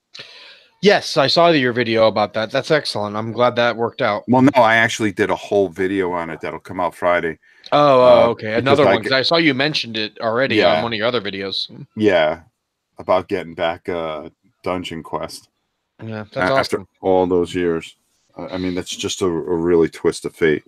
So I got to ask you guys, we've got the Super Bowl next weekend. Yep. All right. If you had to put a list of your top 5 football games, board games that for people to play. Oh, God. What would it be? In order or just 5 random? Because I can give you 5. Throw 5 out, and then we'll put the list together. So Blood Bowl. Okay. Blood Bowl Team Manager. First and Goal. Blood Bowl Team Manager? Yeah. Blood Bowl Team Manager is a great game. They don't make it anymore because it's Games Workshop Fantasy Flight, but it's amazing. Hold on. I've got this. Okay. Somebody will pick it up. Blood Bowl Team Manager. First and Goal. Techno Bowl. And then it gets a little sketchy. There's a bunch of games sitting in the next ring here, but I'm going to go ahead and say fourth quarter football because that's the one I'm currently playing. But there's a bunch of older ones like Pizza Box Football, Stratomatic Football, Tudor Electric Football. I mean, all of those could be on the list. Tudor counts. I love Tudor. Would you leave Tudor out of your top 5? For nostalgia, if it was a nostalgic list, no, because it would be number 1. But the problem is Tudor football's fun as an activity, but unless you have a bunch of people that are into it and want to play like a league or do a season, it loses a lot of its luster. Like just sitting around playing Tudor football every day, probably not. But I don't have that. That looks awesome. I found that at the flea market on Sunday. Are you kidding me? Is it complete? Yeah, it's complete. I paid $1 for it. Oh my God, you're killing me. That's awesome. I love football games. I've got probably 25 football games in my house. Some of them are the junky ones you get at Target. Like, do you know who's in there? Joe Theismann, Ron Jaworski, Steve Grogan. What is that? So that game's based out of like the 80s or late 70s? Early 80s? 79. That's awesome. All right, that Lance. means Leroy Selman's in there. Mm-hmm. Lance, where would you go? Well, Blood Bowl, and I'll go Blood Bowl Team Manager as well. Then I'm going to go APA Football. Apple. Oh, yeah, I've got that. APBA. And then Pro Football Phantasm, which was they only made it 1 year, which was too bad. But that was they actually NFL licensed game where you had teams and they had if you go look it up, you'll see that like all the players had like 20 different stats, like depending upon what they did. you know, and it would be like, and then like they had all these different rules, like receivers and running backs had breakaway speeds. So like if they got a big play, you'd use their breakaway speed, and it was just really well done. And they only made it 1 year, which was sad. So like, you know, we only had the 1 season of worth of players. But Pro Football Phantasm was really, really good. And then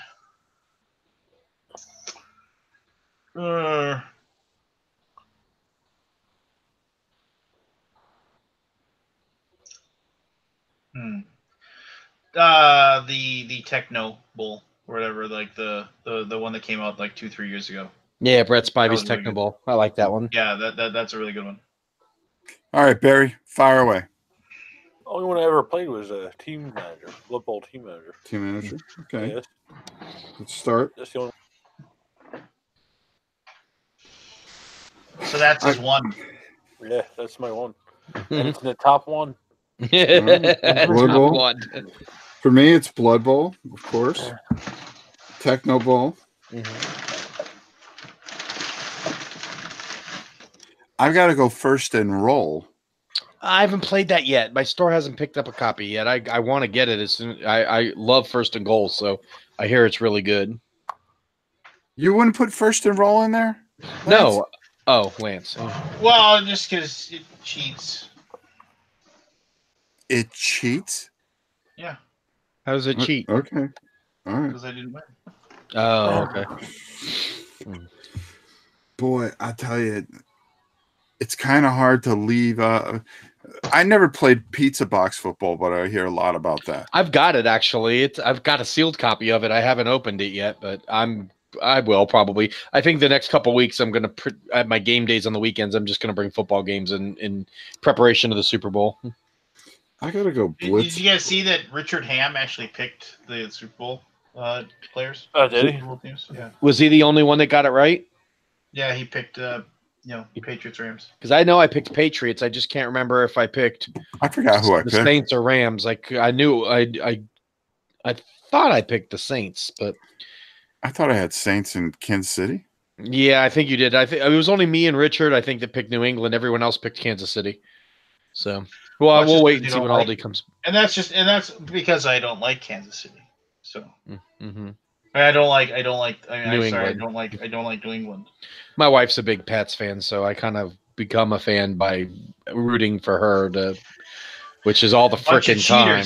Jesus, man. Being a Bucks fan and then living with a Patriots fan is like the worst. It's like the worst punishment I could ever get, because every year my team is eliminated in week 10 and her team is going to the Super Bowl every freaking year.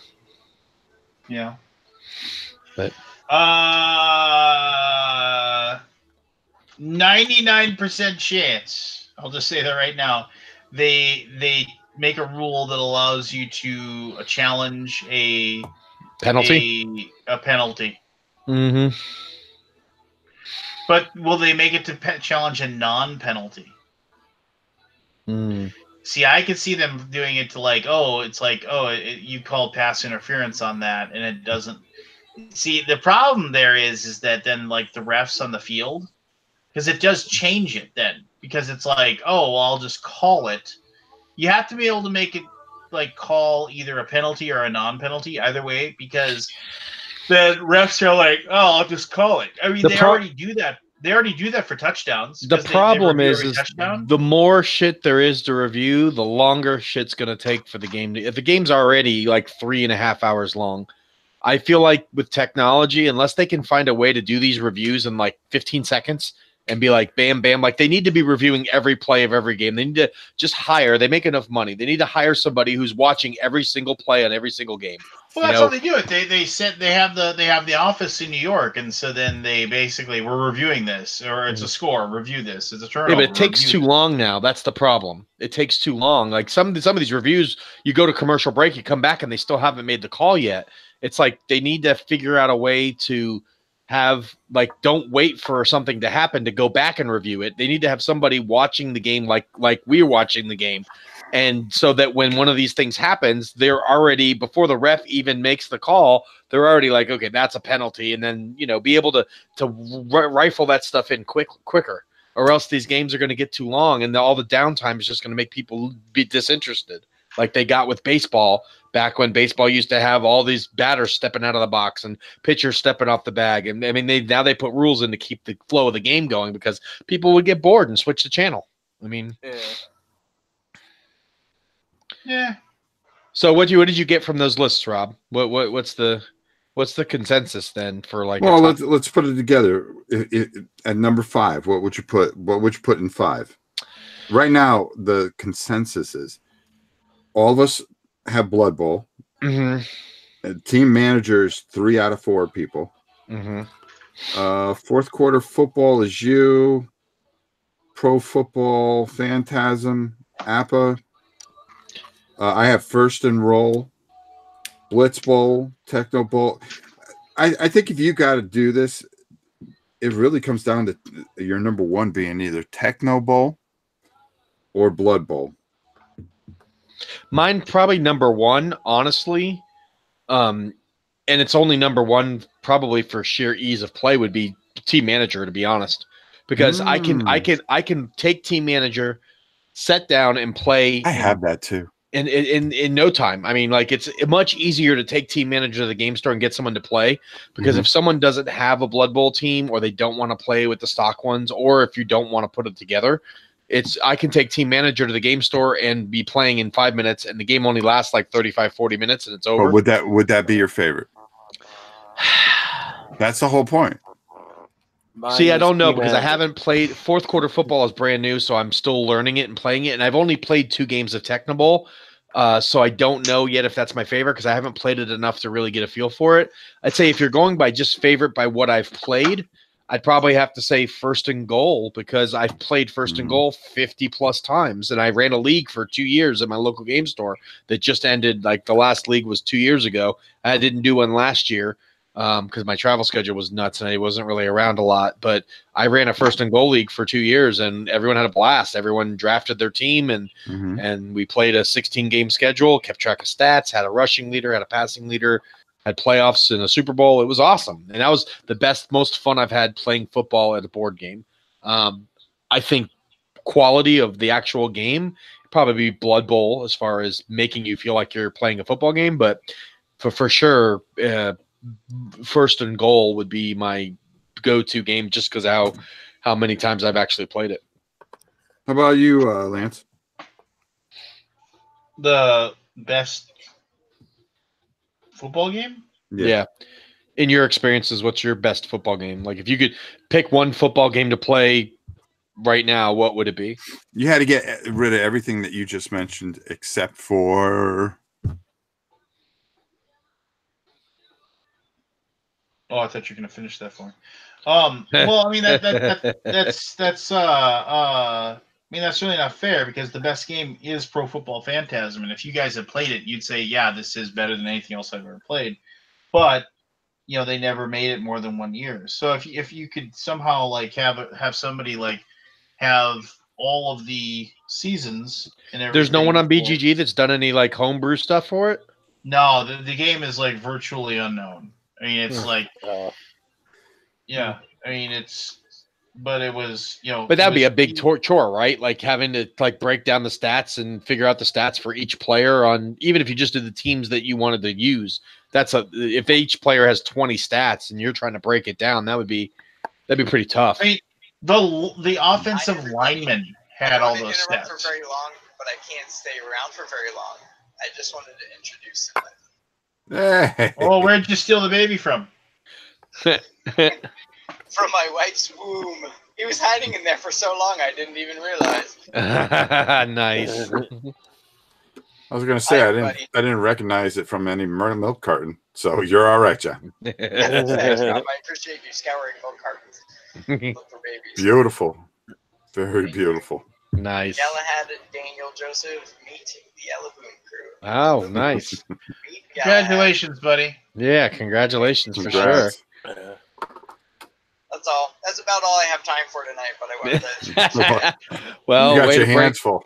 Way to break them in. Yeah, indeed. He's got to get his own jersey. Oh, yeah, absolutely. All right. I love you guys. Great to see you. All right. Take care, bud. All right, See ya. Didn't look a thing like him.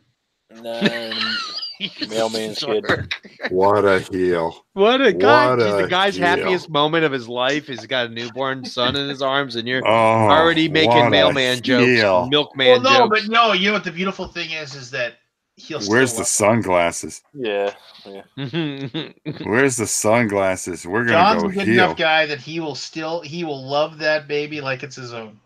So, So what game are you going to play, Rob, on Super Bowl Sunday? Like, what's the game that you're going to bust out and play with family or friends?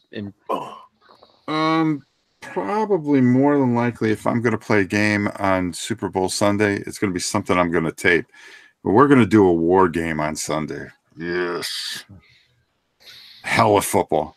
It's over. Football's kind of like a war. No, it's I'm kind of curious because the very next week, the Alliance Football League starts up down here. And we have our own team, the Orlando Astronauts or whatever the heck they are called. So I'm wondering how that bridges the gap for the guy that, oh my God, football's over. What do I do? Yeah. I don't want to watch college basketball for the next 2 months. No, it's funny because like for the football fans, it's like you get done with the Super Bowl and then you're right into like, oh, who am I going to draft? Who's my team going to draft in the draft? And you build all that up till April. And then after April, it's like, then there's dead time, like May, June, July, until mini camps start opening up. And you're not even watching games. You're just watching news reports on who looks good and who doesn't, and who came into camp overweight or underweight, or it's stupid stuff. Like there needs to be something. And then college football kicks off a little early, like right before the preseason starts, and you kind of get a little bit of that jazz going, but things don't really pick up again until August. So it's like I can't remember, when did the USFL play? Did they play during the same time as football, or did they balance? The funny thing about it is they played in the spring, and it was pretty decent because I remember going to go see the New Jersey Generals a few times. Yes, the Bandits. We had the Bandits. Yeah, down you guys had the Bandits in here, but then they tried to move it to the fall, and that was the kiss of death. Yeah, you can't go head to head against the NFL. It was too popular by the time they did that. They're trying to make it that they're going to make this like a farm league. They should.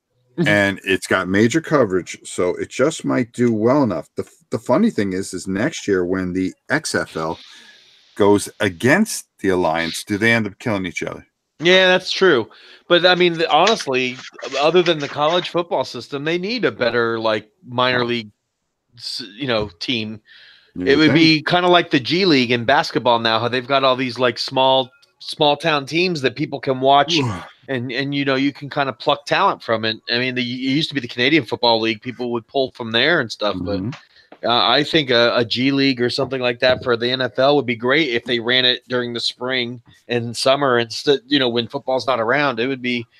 There's certainly a market for it. I think the XFL is going to bomb, though. I mean, they're going to go for.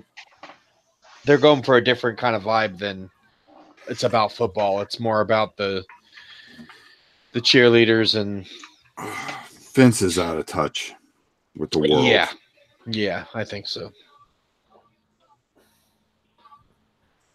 That's for doggone sure. All right. Hey, I didn't make initials this week, but I did make before and afters. Okay.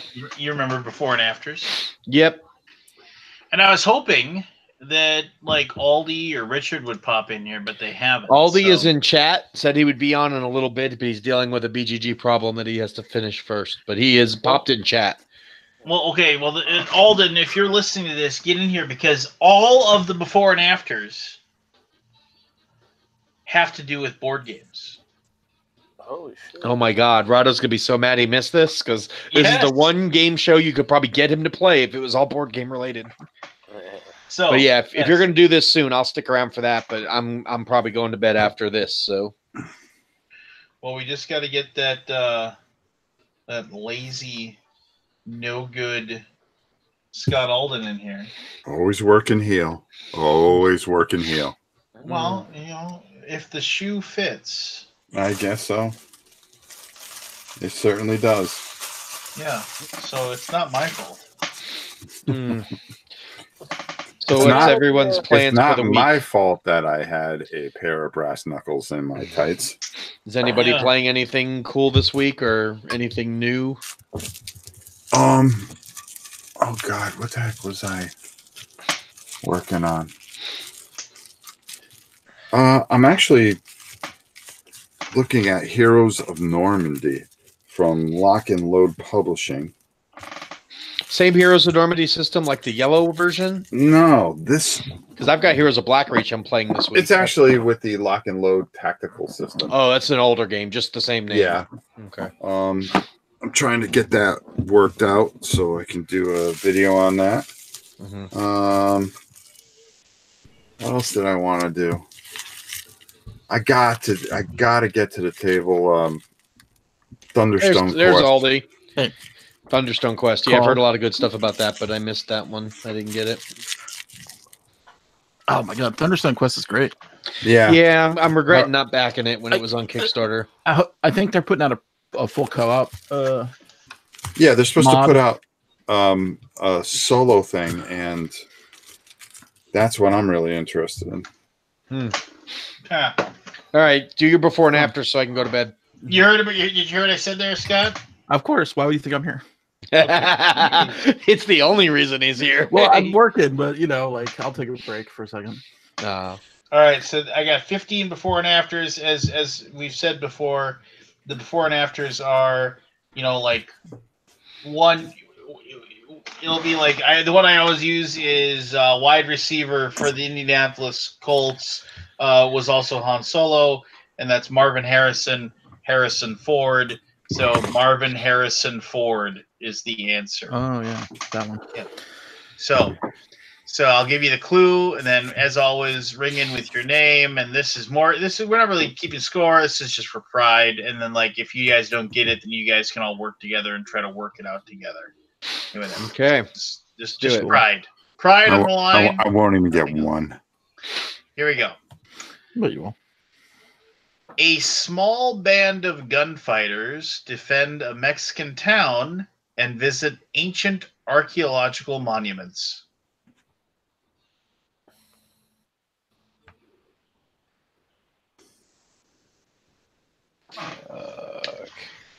A small band of gunfighters defend a Mexican town and visit ancient archaeological monuments. Does anybody have either side of that? A small band of gunfighters. Is it posse? Gang? Remember, it's not the whole thing. The whole thing isn't board game. So at least one part of it. Seven Wonders. Is it something? Magnificent Seven Wonders. That is Magnificent exactly Seven correct. Wonders. Nice. See, Rob, you got one. Now you can go to sleep. Good night, everybody. Yeah. It's been great seeing y'all. Yeah. All right, here we go. How did you get that? Okay. Gunfighters. I started thinking about movies. Yeah. So here we go. Seek glorious death and go to Valhalla while rap rocking about corporate greed and corrupt politicians.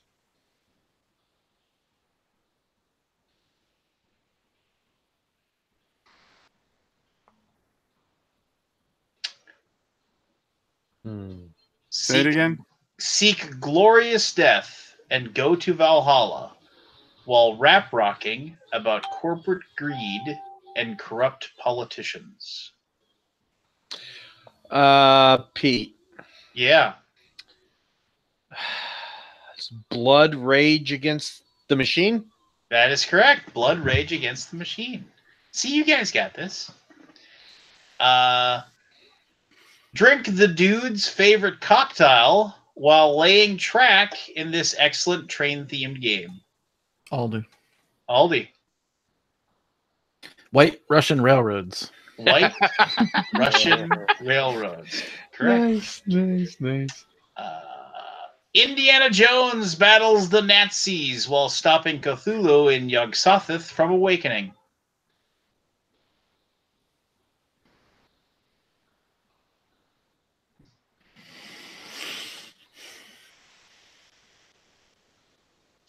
Indiana Jones battles the Nazis while stopping Cthulhu and Yog-Sothoth from awakening. Aldi.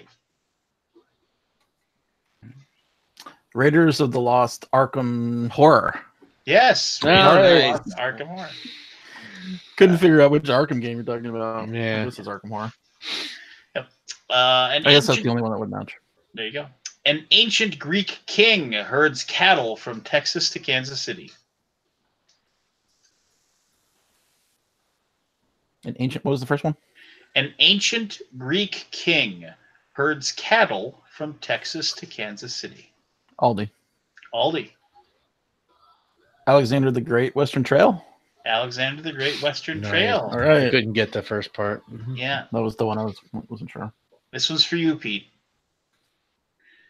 Snooze your way through D&D worker placement while battling a chess computer or swimming with a 20-foot shark.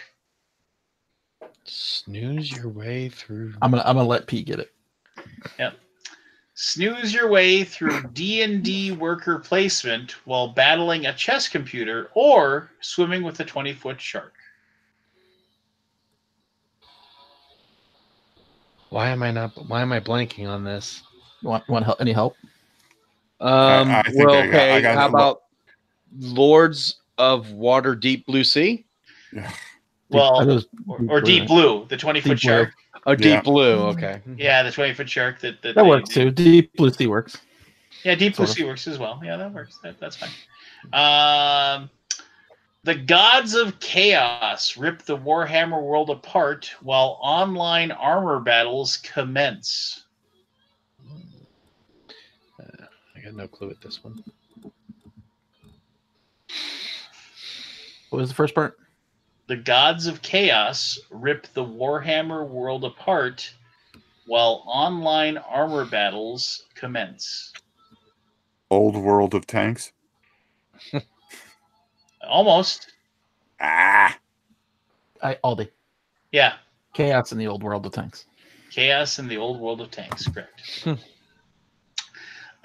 The Star-Lord takes a break from saving the universe and instead delivers cargo in a crappy homemade spaceship. Barry. Galaxy Defender Truckers. Oh, almost there, Barry. Yeah. I got it. Pete. Good. Yeah. Guardians of the Galaxy Truckers. Yes, there you go. That's really Barry, though. He had it. He just messed up. He had it. We'll give it to him. A sandbox. A sandbox competitive space adventure has the soundtrack from the worst rap rock band of all time. Sandbox space adventure. The worst rap group of all time? Worst rap rock band of all time. Once you figure out the game, the band will come to you. I know the band. I don't know the. I don't know the band. What's the band? Aldi? Nickelback. No, they're not rap rock. It's not rap rock. Oh, the game. The game is. I know the game. The game is Zia, but I don't know the full. Like I don't know how that. No, you're not. Not Zia. Well, but what's the full name of Zaya? Zaya Legends of the Drift. System of a Down? System of a Down. They're not bad. They're not bad. No, they're horrible. You're horrible. Noel Gallagher once famously said System of a Down is great. Once famously said System of a Down is like the worst band of all time, which is really saying something. And I should be really proud that I get to live during the time where the band is the worst band exists. Oh, you guys are nuts. Martin Luther and the Wars of Reformation search for Ray Brower's body by the railroad.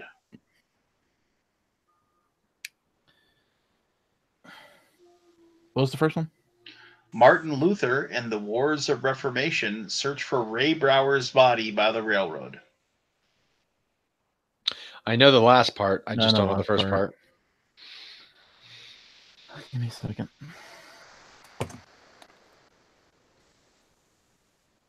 Want a hint? Yeah. Nope. Maybe. Stand By Me.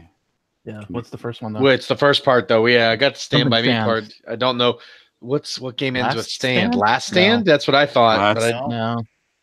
GMT game. Yeah. Takes like 6 hours to play. Oh, Here I Stand. Here I stand by Here me. I stand by me. And Yeah. GMT. That was a group effort. Private school students salute their teacher Robin Williams with this, while 2 teams of 4 try to sink each other's submarine. Oh, come on. I know the back part, and I know the front part. I just can't think of the damn name. What's the back It's part? Captain Sonar. Yeah. It's Captain, my but Captain you- Sonar. Yeah, Captain, my Captain. I was thinking Carpe Diem. I was thinking the name of the movie or something, not the saying. Because he tells them if they're feeling brave, they to call on him in class. They can say, "Oh, Captain, my Captain." And at the very end, when he's being drummed out of school for something he didn't do, they all stand on their desks and say, Right. "Captain, my Captain." Yeah, I was trying to think of the name of the movie, not the saying. It threw me off. Claim railway routes in North America while listening to Wagner's most famous composition. Pete. Ticket to Ride of the Valkyries? That is correct. Yep. Search for the last ruin while shoving Steve Buscemi into a wood chipper. Oh, shit, I can't think of that movie. Damn it. Oh, what is that movie? Fargo. Yeah. What was the first part? Search for the last ruin while shoving Steve Buscemi into a wood chipper. Near and Fargo. Near and Fargo. Oh, clever. Okay. 1/3 of the Holy Trinity fights as a. 1/3 of the Holy Trinity fights with God stopping in. Hold on, I wrote this wrong, and I actually got to fix my own grammar. Hold on. 1/3 of the Holy Trinity fights with gods who are stopping invaders onto their remote land. What's the first part? 1/3 of the Holy Trinity fights with gods who are stopping invaders onto their remote land. Yeah. The Holy Spirit Island? That is correct. Oh, nice. I had no clue on that one. And here's the last one. Create atomic bombs while the government studies UFOs in the 50s and 60s.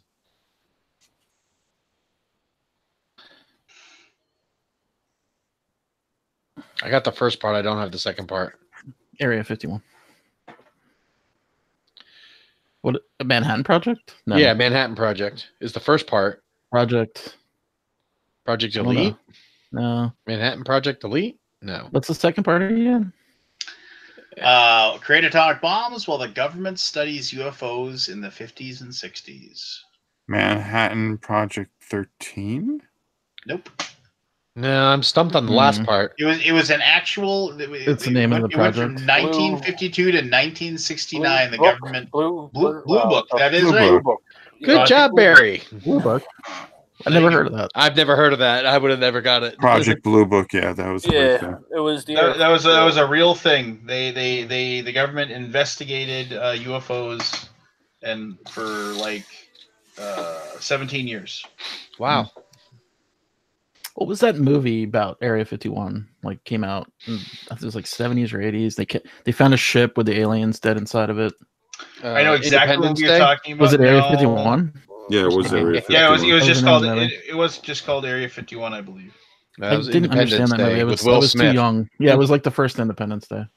No, it was Hangar 18. Hangar 18. Hangar 18 is the name of the movie you're thinking of. And they actually like got the ship to turn on at one point, and it started moving. Yeah, and they like shot the lasers out of it at one time. Yeah, they shot the lasers. And well, no, they shot the lasers and they nearly like kill like 3 people in the laboratory, and the guy says, "What are you doing?" And he's like, "Well, we're not going to learn anything if we don't just start pushing buttons." Like, well, just be yeah, careful. That's like yesterday. Yeah, that's like yesterday. That's awesome. He's like, well, just be careful. He says, let's just be careful. We'll talk about games, Seth, if you come in. I played some games this weekend. Seth is such a purist. I played Obsession. Is that all of the before and afters, or do you still have more? No, I had 15. That's all I had. Okay. I didn't have the bandwidth to come That up was with good, man. 5 Those were clues. great. It was a nice change of pace, actually. I think you should like alternate to give a break because it's certainly nice to do something different. Maybe And come all up of with- those games were in the, I think, top 200. Huh. I just went and I went to some online resource. I think it was Board Game Links or something. I don't know. And, That's right. and, 19 years ago today, or yesterday. Started. Wow. 19. Awesome. it's like I've never it's like, done it's anything like heading, for 19 years. Yeah, that's what your wife was telling me. Oh, here it goes. In commemoration of your anniversary, I bought stuff from the VGG thanks. store I'm going to yesterday. divert Lance.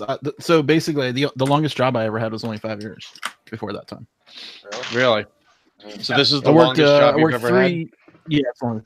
I worked 3 years in telecom. I worked 5 years in video game, or 3 years in a 2 different video game companies, and then 5 years in the third video game company, and then Board Game Geek. Yeah, what happened to Duke Nukem, by the way? They finished it. I never played it though. I should actually pop it up. I've got a copy. I should just bust it out and play it and see if I can recognize any. I recognized one thing I saw from the people who did reviews. It was universally hated. It's really amazing. I mean, it's such a weird thing. Like, I feel like I could sit around with those guys and like kind of figure out where it all went wrong. but it just sucks to talk about negative things. It was weird. Like every year that went by when I worked at the company, we're like, next year's gonna be there. We're gonna ship the game. Next year, we're gonna do it. Like this is, we really got our ducks in a line. We're gonna do it. Next year, Christmas party, be like, nope. Well, we had some setbacks, but next year we're really gonna do it. We're really close. Like repeat that. So for what 5 was years. the reason why it just kept on getting shoved back and shoved back? If you had to pinpoint a single reason. Trying to chase perfection. And never really being satisfied with what you have. So instead of like chasing perfection, they then just released a kind of half-ass game, and that's just is that just sunk cost mentality? Like at this point, we have to release something. Well, the story was, and I don't know for sure, is the company shut down, and later the team was like 40 strong. When I worked, there was like only 20, and so they had hired another 20 people to finish the game, something like that. It was a really big team, and which is nothing compared to today's modern board games, like video games. There's like hundreds and hundreds of people on teams. Like if you watch the Doom credits, it goes on for half an hour. Try watching like Spider-Man or Red Dead the Spider-Man 2's credits. Hundreds of people, hundreds. Our team was about 20 people when I started in Duke in 2000. When I quit, there was maybe about the same size, and then when they laid off everybody, I think it was about 40. It was a big team, comparatively, right? Yeah. And I guess a couple of the guys, like one of the programmers, one of the sound guys, and like one of the gameplay guys, maybe one or two people I don't know, like let's say 5 total, just worked for free in a garage for like another year or 2, something like that, and just finished it. Finished what they had. I don't know why. Pride? I don't know the reason, because I know that I didn't know any of those guys were that financially stable to go with a year without pay, unless they were doing 2 jobs, right? Like if they were working part. But from what I understand, they were working full fucking time in a garage and like living in the garage, or living in the house where the garage was. I don't know. It's all, I'm making up stuff now, so I don't know where they lived, but it was a labor of love to finish that game. And then to have a game that like just totally just shit the bed as soon as it sucks. Yeah, those guys will never forget it. You know what I mean? Like you'll never forget that. Like I'll never forget my first video game was the first Penny Arcade comic, right? And it was a negative comic. So which game was that? Daikatana? No, Sin. Oh, that's right. I applied to work at Ion Storm for Daikatana. When I interviewed at Ion Storm, there was 200 people in a room working on games. It was so cool. Just like seeing this massive company just all working in the video game world. It was amazing. And then that game was a pile of crap too. A similar problem, right? Like trying to be perfect, trying to be beyond what anyone could imagine. Not to go further down this rabbit hole, but I remember like the original like idea behind like Quake, which was like this. Like I remember when Quake came out, everybody was like, "Holy crap! We can have more than 4 people fighting each other, and we can actually go up or down." That was like. Snow Crash was the inspiration for Quake, the book. Really? Yeah. But I remember they that doesn't make any sense.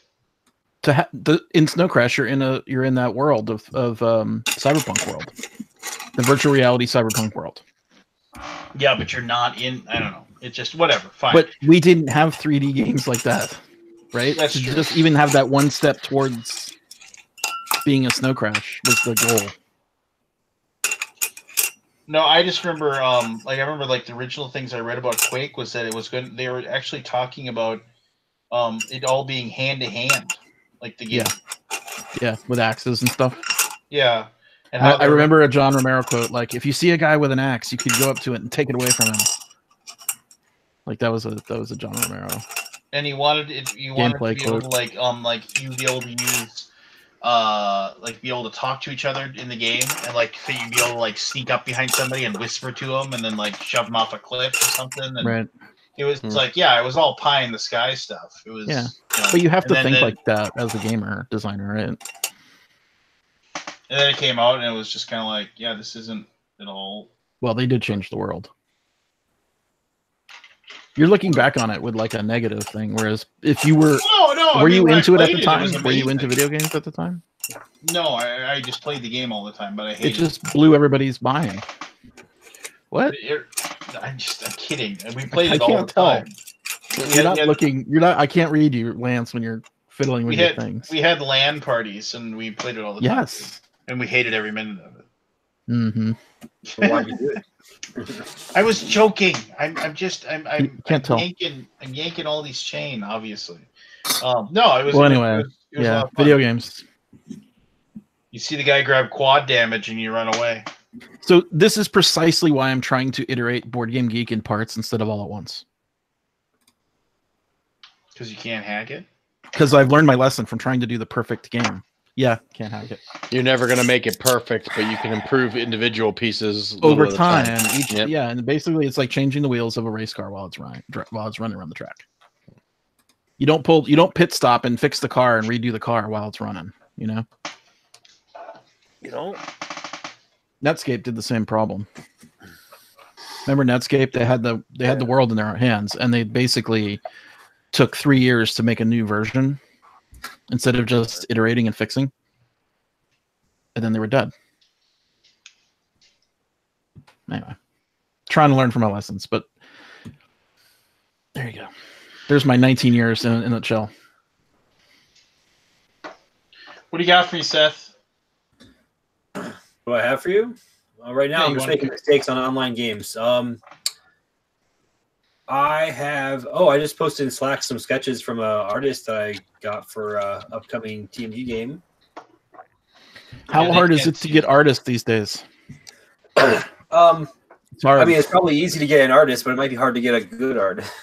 Or an artist that you can rely on to get their stuff done on time. Yeah, that's a different issue. I mean, everyone's different, but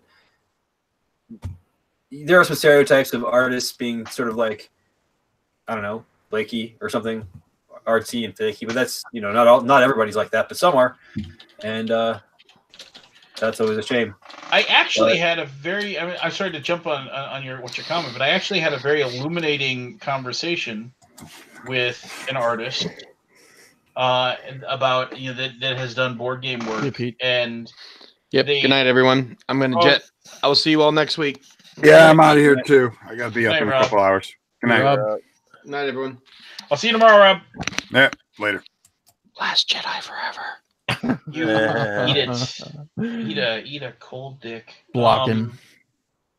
No, I talked to, and they said that, and they had done some board game work, and they said board game work is, I mean, as long as if you're like an established artist or whatever, you said, and the board game work is, you do it because it's allowing you to be more artistic.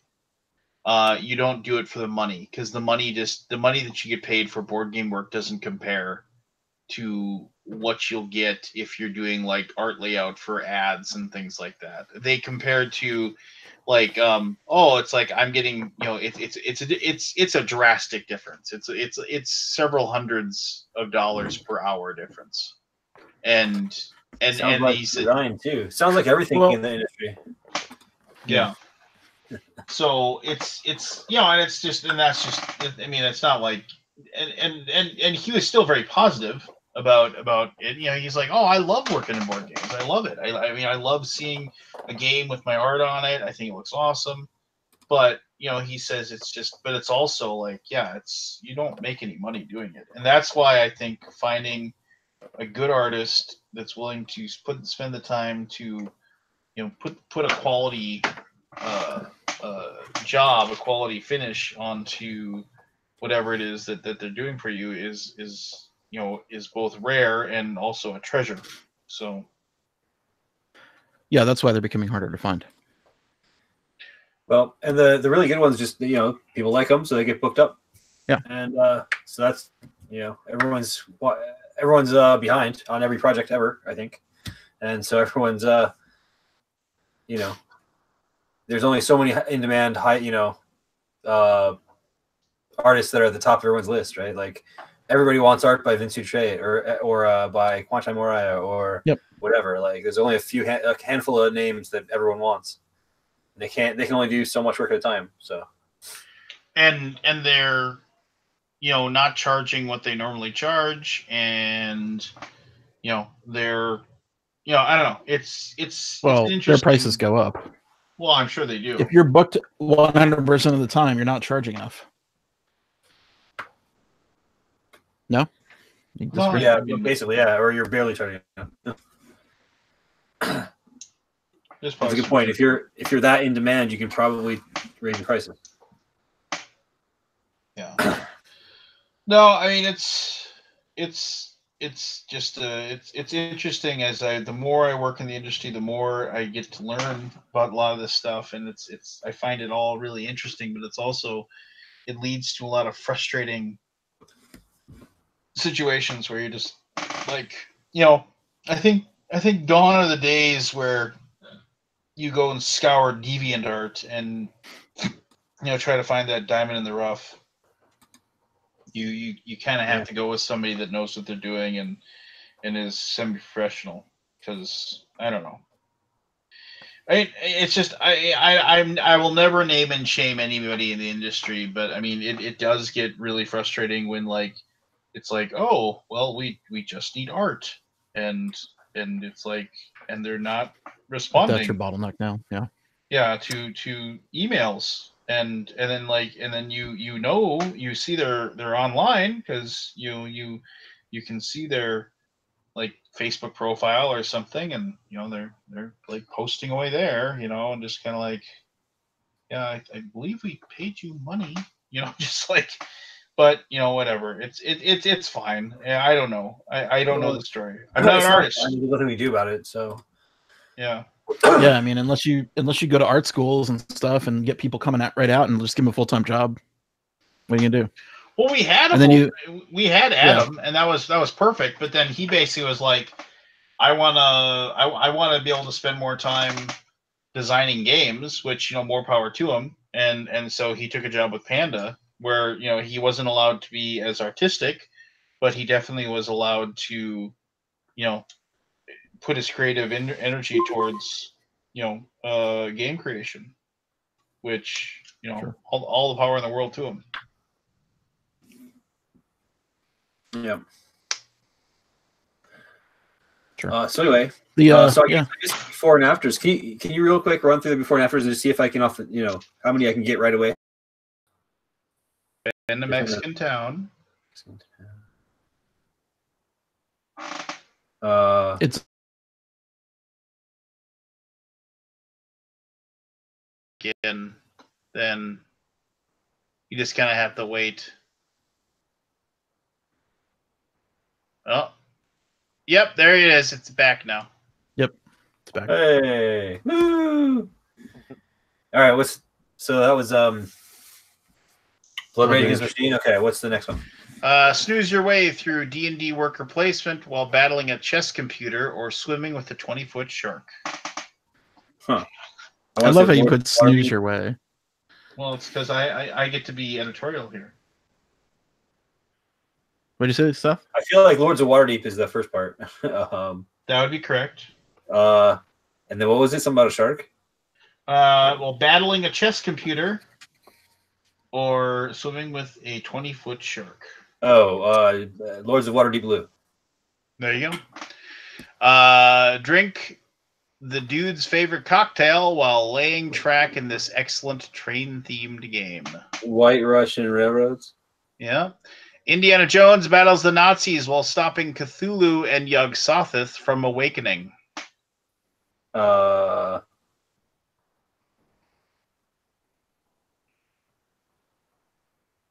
Rare's Last Ark something. You got it. What's a Cthulhu game? Raiders Arkham Horror. Raiders of the Light. There you go. Yeah. Raiders. Yeah. An ancient Greek king herds cattle from Texas to Kansas City. Oh, Alexander the Great Western Trail. Mm-hmm. The gods of chaos rip the Warhammer world apart while online armor battles commence.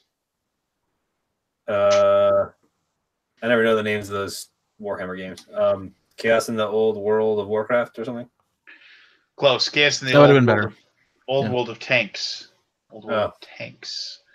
The Star-Lord takes a break from saving the universe and instead delivers cargo in a crappy homemade spaceship. Sorry, can you repeat that? The Star-Lord takes a break from saving the universe and instead delivers cargo in a crappy homemade spaceship. Oh, Guardians of the Galaxy Trucker. There you go. A sandbox competitive space adventure has the soundtrack from, my opinion, the worst rap rock band of all time. What was the beginning again? A sandbox competitive space adventure. Oh, what's that called? Shoot. I can't remember the name of that. I think I know what you mean, but I can't remember the name of it. And I also don't know what you think is the worst rap rock band, so I will pass. Zaya Legends of a Drift System of a Down. Okay. Martin Luther, during the Wars of Reformation, searches for Ray Brower's body by the railroad tracks.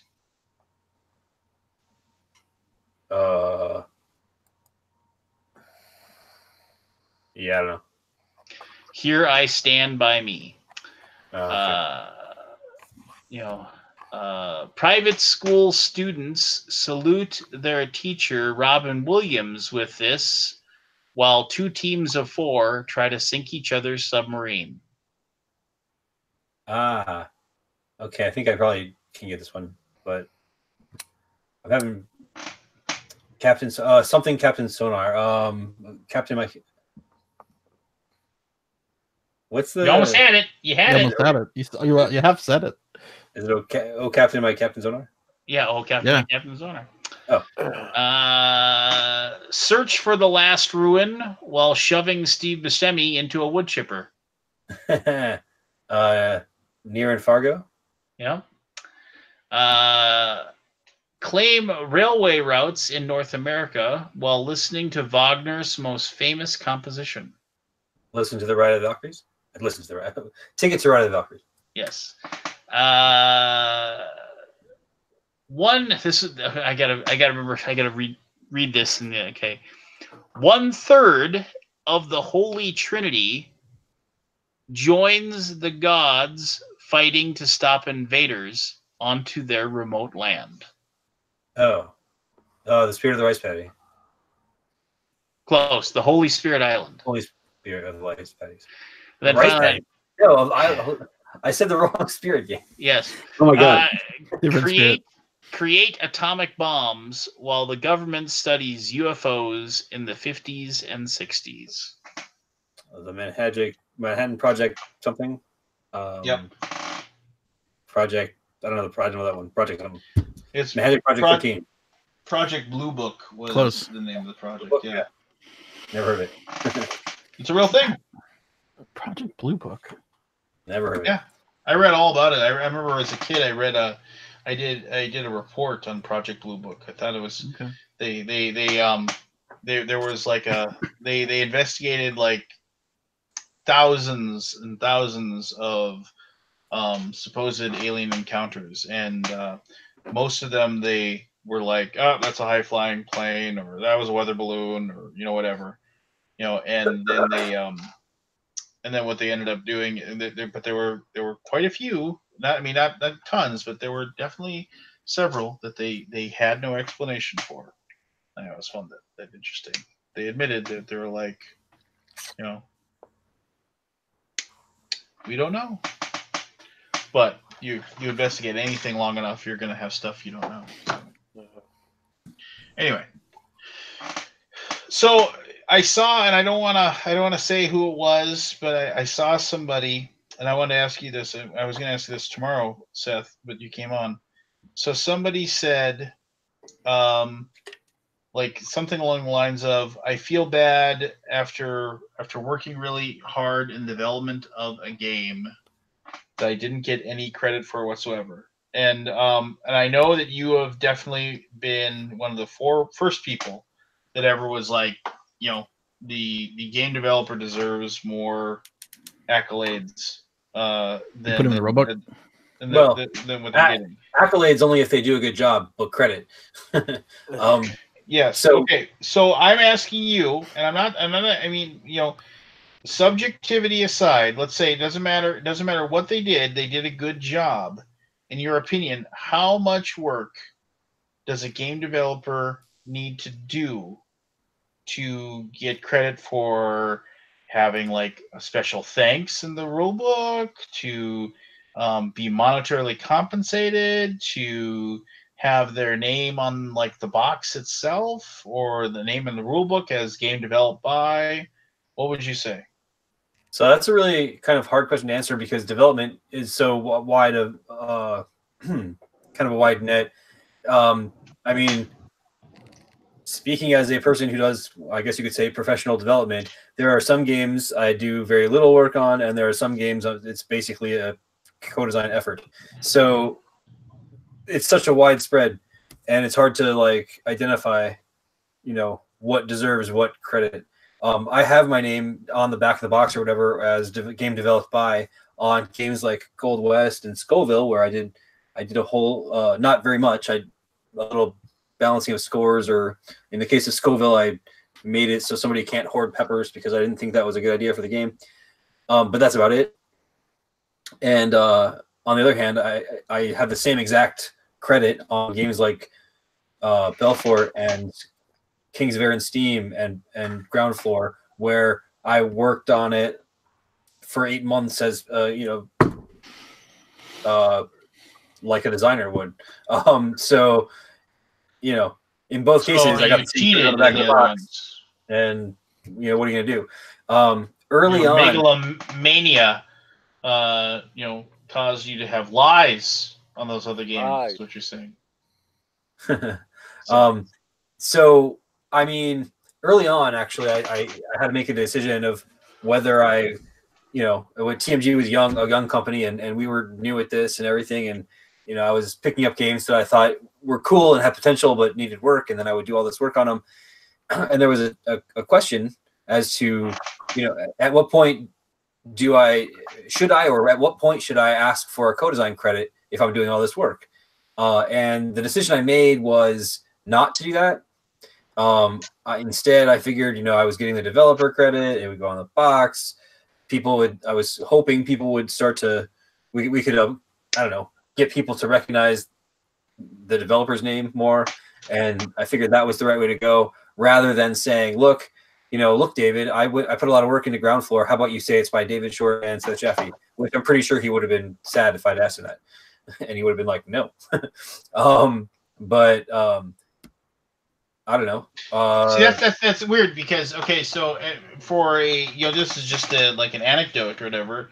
In talking to Kevin Wilson at one point, I remember he said that like his first like design credit he had was on Arkham Horror, and which is a Richard Lanius game, and so he got a degree in like artificial intelligence, and so he felt like he had done a great deal of work on it, and he felt that maybe he deserved like a co-design credit, and he actually did approach Richard Lanius and said, look, I've done X, Y, and Z. I just think I deserve this. And Richard Lanius agreed and said, oh yeah, definitely. Let's put your name on there. So I mean, I could have asked people like David Shore and Scott Alms and Michael Keller and all these designers that I worked really hard on their game for TMG. I could have asked them for a design credit or a co-design credit. I don't know what they would have said. Maybe they would have been down. Maybe they would have not. Depends who they are and how they felt about it. But I don't know. I just decided not to do that, and I instead decided to try to make something of the developer role. Now, 10 years later, I don't know. Oh, hey, Richard's here just in time. Now, 10 years later, I'm not sure if I can.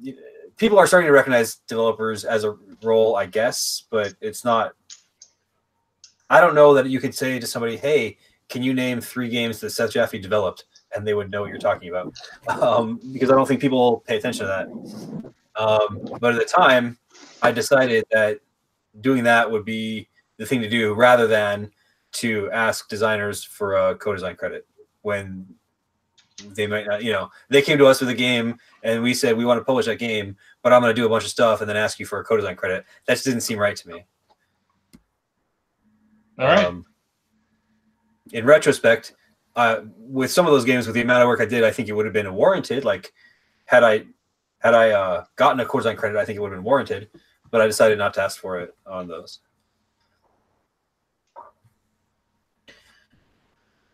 Hi, Richard. So anyway, hopefully that answers your question.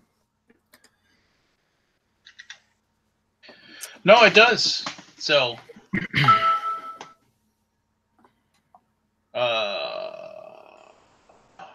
hey, Richard was here for a moment and then left. Yeah. I think he probably wasn't connected very. I noticed his video wasn't working. He probably is going to pop back on in a minute. Perhaps. Maybe. Did anybody start watching the Punisher season 2?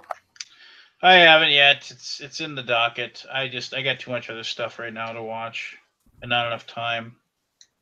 Yeah, it's a shame that universe is dead.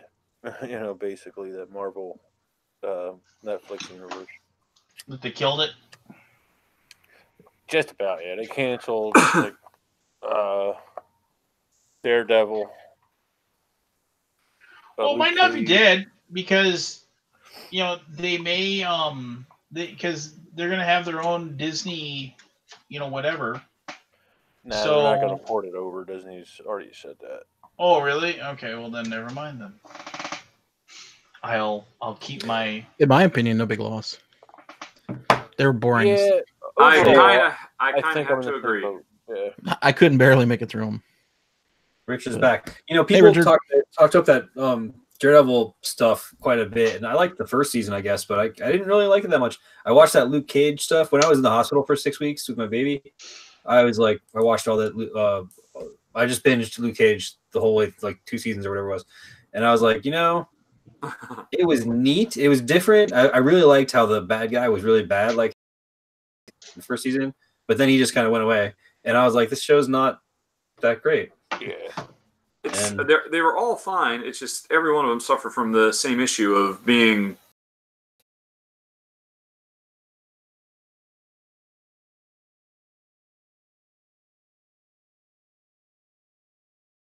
in them, but then they just had a lot of filler. I don't know. With Luke Cage, really the only thing I liked about that at least season 1, the brutality and just the unabashed like gall that the bad guy had. He was like a real bad guy. Like, I hate these shows, these movies where there's a bad guy and he's bad because they say he's bad, but he doesn't actually do anything bad. Where this guy was a bad guy, and that was cool.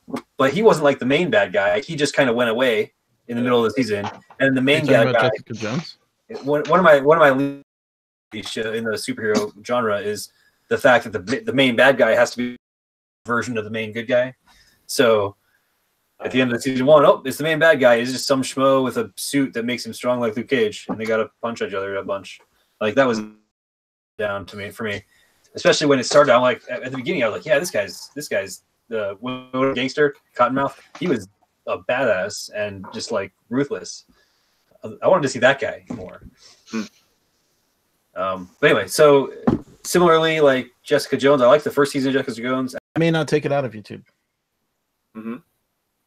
So here's the thing about Twitch. I mean, obviously, no one's able to see this being spoken, but like, you can get subscribers on Twitch. That we're back. So like your channel can support you and subscribe to you and get an Amazon. Marty is, I mean, Jason Bateman's character is great, but yeah, I mean, he's basically, I guess you could say one note, although it's a note I really enjoy because I do find him a very sympathetic character and he's very smart. And I like watching him basically just puzzle through how to ride the choppy waters. This season, it was really watching Wendy grow into what she became. And I can't, the young blonde girl, I can't think of her character's name or the actress's name, but I absolutely love everything about her. Oh yeah, she's one of the best characters. Yeah, I mean, because she's not like, I mean, you say I cannot think of another character like her in another crime drama. Because she's so vulnerable and yet so strong, and it's really good stuff. I guess I could have done without the kids being annoying. Or the daughter being annoying, Well, and that was her job to be like, a selfish, like, whatever. Yep, and it's fair enough. I mean, I wouldn't say it was unreasonable for her to take on that role, but it wasn't fun to watch. It's kind of like for years on Breaking Bad, everybody hated Skyler because Skyler was there just being the nag, saying, "Stop having fun, everybody. I know this is cool, but everybody needs to stop doing this evil shit." Ruth was her name, by the way. Ruth, yeah, that's right. Ruth, and and then the other thing is that they didn't really like the first season. They have the surprise moment where don't spoil anything. Well, okay. Well, for who? Well, there are people watching. It's back on now. I don't know if you care. Oh, we're back. Hey, everybody. Hey, everybody. No. Okay. Well, the first season had this. That's my catchphrase, man. They had a surprise death. Like at the end of the first season, where you're like, holy cow, that happened. You're just like, and whereas this one, the like, ooh, surprise was like, it was just like, yeah, okay, and there he goes, and why is the camera still on him? Because he's not just going to drive away into the sunset. That's why the camera's still on him. Yeah. And it was just kind of like, and it was just, and like, why? You know what? Screw it. I don't care. Why kill off the FBI agent, who is like one of the best characters in the show? Just how screwed up he is. Mm-hmm. For no reason. Because obviously it'll be an impetus for the second season because they found his car and they're gonna find his body, and now they're gonna come there and they're gonna start looking around and start digging around, and that's gonna be one of the the friction, of having to deal with like, oh, we got all these feds now. They want to know who killed this federal agent. Well, you're answering your own question, so you know why from a mechanical point of view. It was just like you could have done that in a way without killing off that character. He was a very good actor for that. And he was another fantastic character. Watching his, again, he was a very non-standard character. I guess maybe not. You've seen that. Oh, I'm going undercover and I'm going deep and I'm kind of losing myself in the role. I guess you've seen that in a lot of movies and whatnot, but never a role that he was losing himself in. Basically being a frustrated gay man, falling in love with his target, and all of that.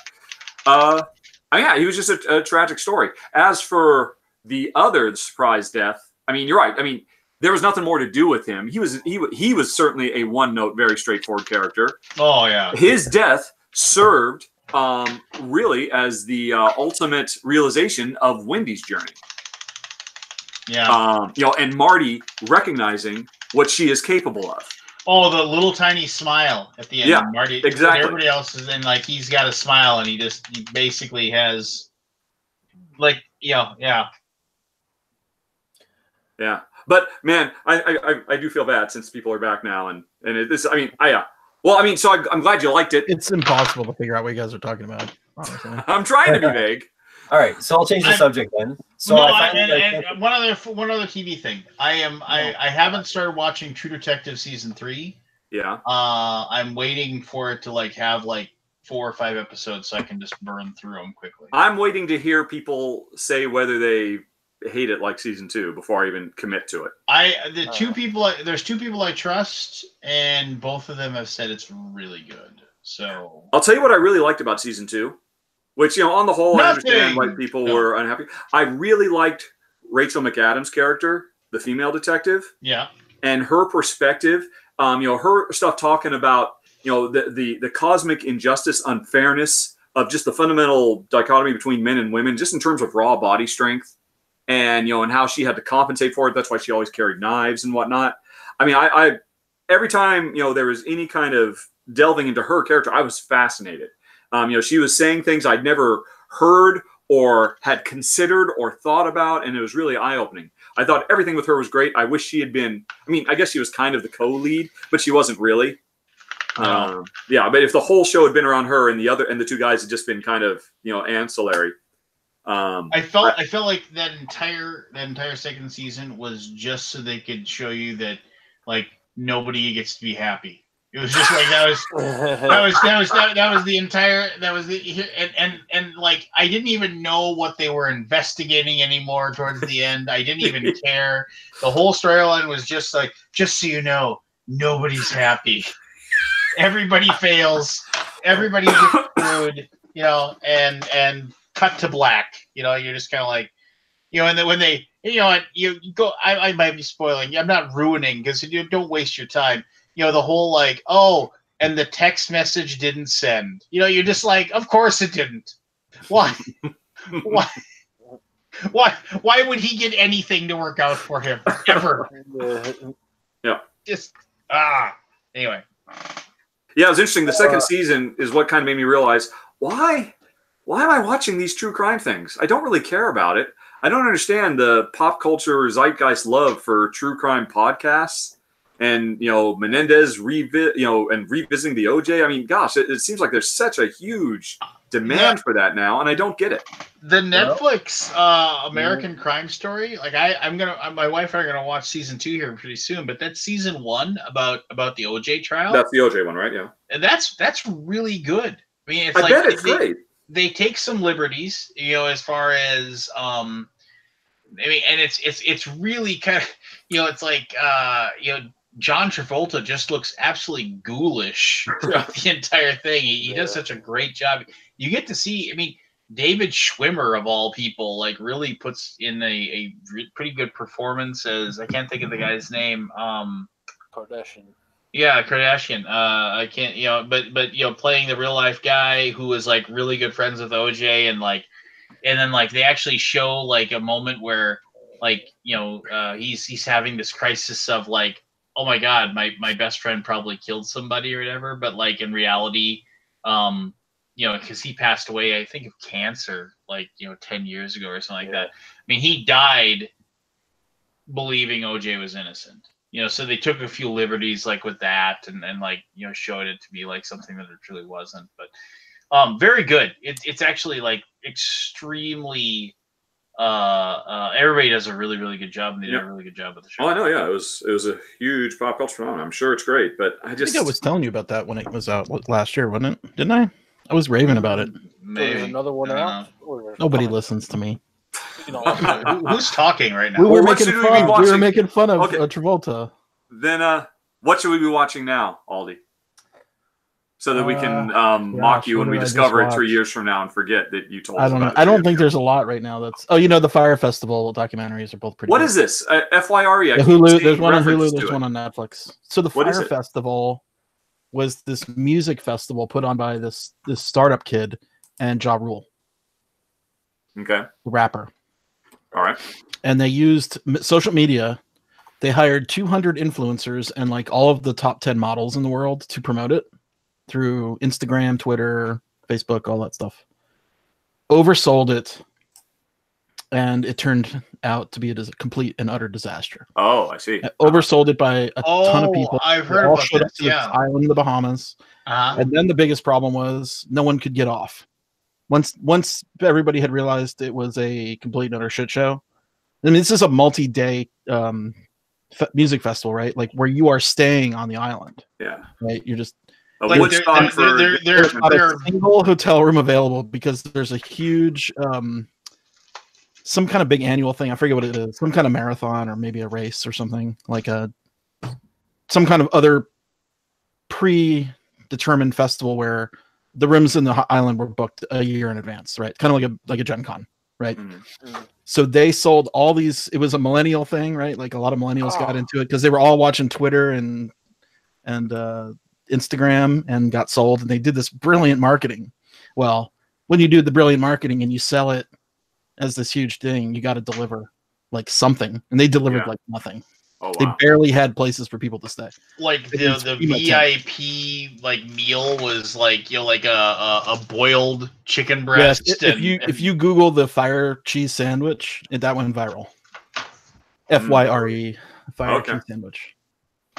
That's the they were promised these like luxury suites on the beach, right? And they had or luxury tents where they looked amazing, right? The drawing of it was amazing, and they paid for I think it was they were selling things that were like $50,000 a ticket, right? Mm-hmm. And it was like the experience of your lifetime. They were once in a lifetime. If you watch the promotional video for it, it's ridiculous. It's super overproduced, over the top, promising a glamorous lifestyle. Anyway, they've done 2 documentaries, both different from different perspectives, and both great. So I watched both. All right. Okay. It's just a complete shit show, and you can just see how disastrous it was, and everybody knew it except the people who paid for it. And anybody who hasn't watched The Night Of has to. I rewatched that again on HBO. Yeah. Oh my gosh, that was like 6 episodes, I think, right? Yeah, that was 8, but yeah, that was really good. Just I love the final scene where it's just like, oh well, you've been found innocent, and so he's. Well, you're spoiling it. I know. because okay, never mind. Okay. But you love the final scene. You just say I love the final scene. Yeah, there you go. I was kind of disappointed with the end of it. Actually, I don't know what I expected though, but yeah, the first 3 episodes are ridiculously dramatic. Yeah. They have great. When he's in the police station and he's looking around and he just realizes nobody's paying any attention to him. He almost could have walked out of there. Yeah, I know. Well, he tries to. And then he gets called over. And then yeah. And then I did like how I forget who played the detective now. That somebody who had to step in because it was written for somebody else, but they died. It's the De Jesus. What's his name? From oh yeah, the Jesus. No, he's John Turturro. He's John the attorney. Turturro. He's oh, that's right. Yes. who are you trying to? And he had to step in because James Gandolfini, the role was written for James Gandolfini. Oh, yeah. Well, James Gandolfini he was the producer. I think. Oh, okay, that's what it was. Yeah. And he wanted to star in the role that Turturro played, and he just desperately wanted to do it, and then Turturro played the attorney, and I'm trying to remember the detective who was basically he's trying to get him to talk and one of the guy. Yeah, that guy's great. And he did a really good job too. And Turturro was great. He was just like, okay, it's when he sees him and he signs him to the contract, he's like, okay, I'm going to be your attorney. Here's the deal. It's like, I'm your attorney now. And like he actually, it's so cool because he actually walks up there, and like the cops are coming and like basically brace him and try to get him to admit to something or whatever. And then he's like, oh no, I'm talking to him now. And like he's like, yeah, he's my attorney, and so they weren't able to do it. And he's like, don't talk to any cops unless I'm here. He does the whole thing. God, who played the detective? It's bugging me. I can't picture his face. You mean Detective Box? What? Or I'm looking on IMDb. I think his name was Box, right? Because he had a weird name, and that's Bill Camp.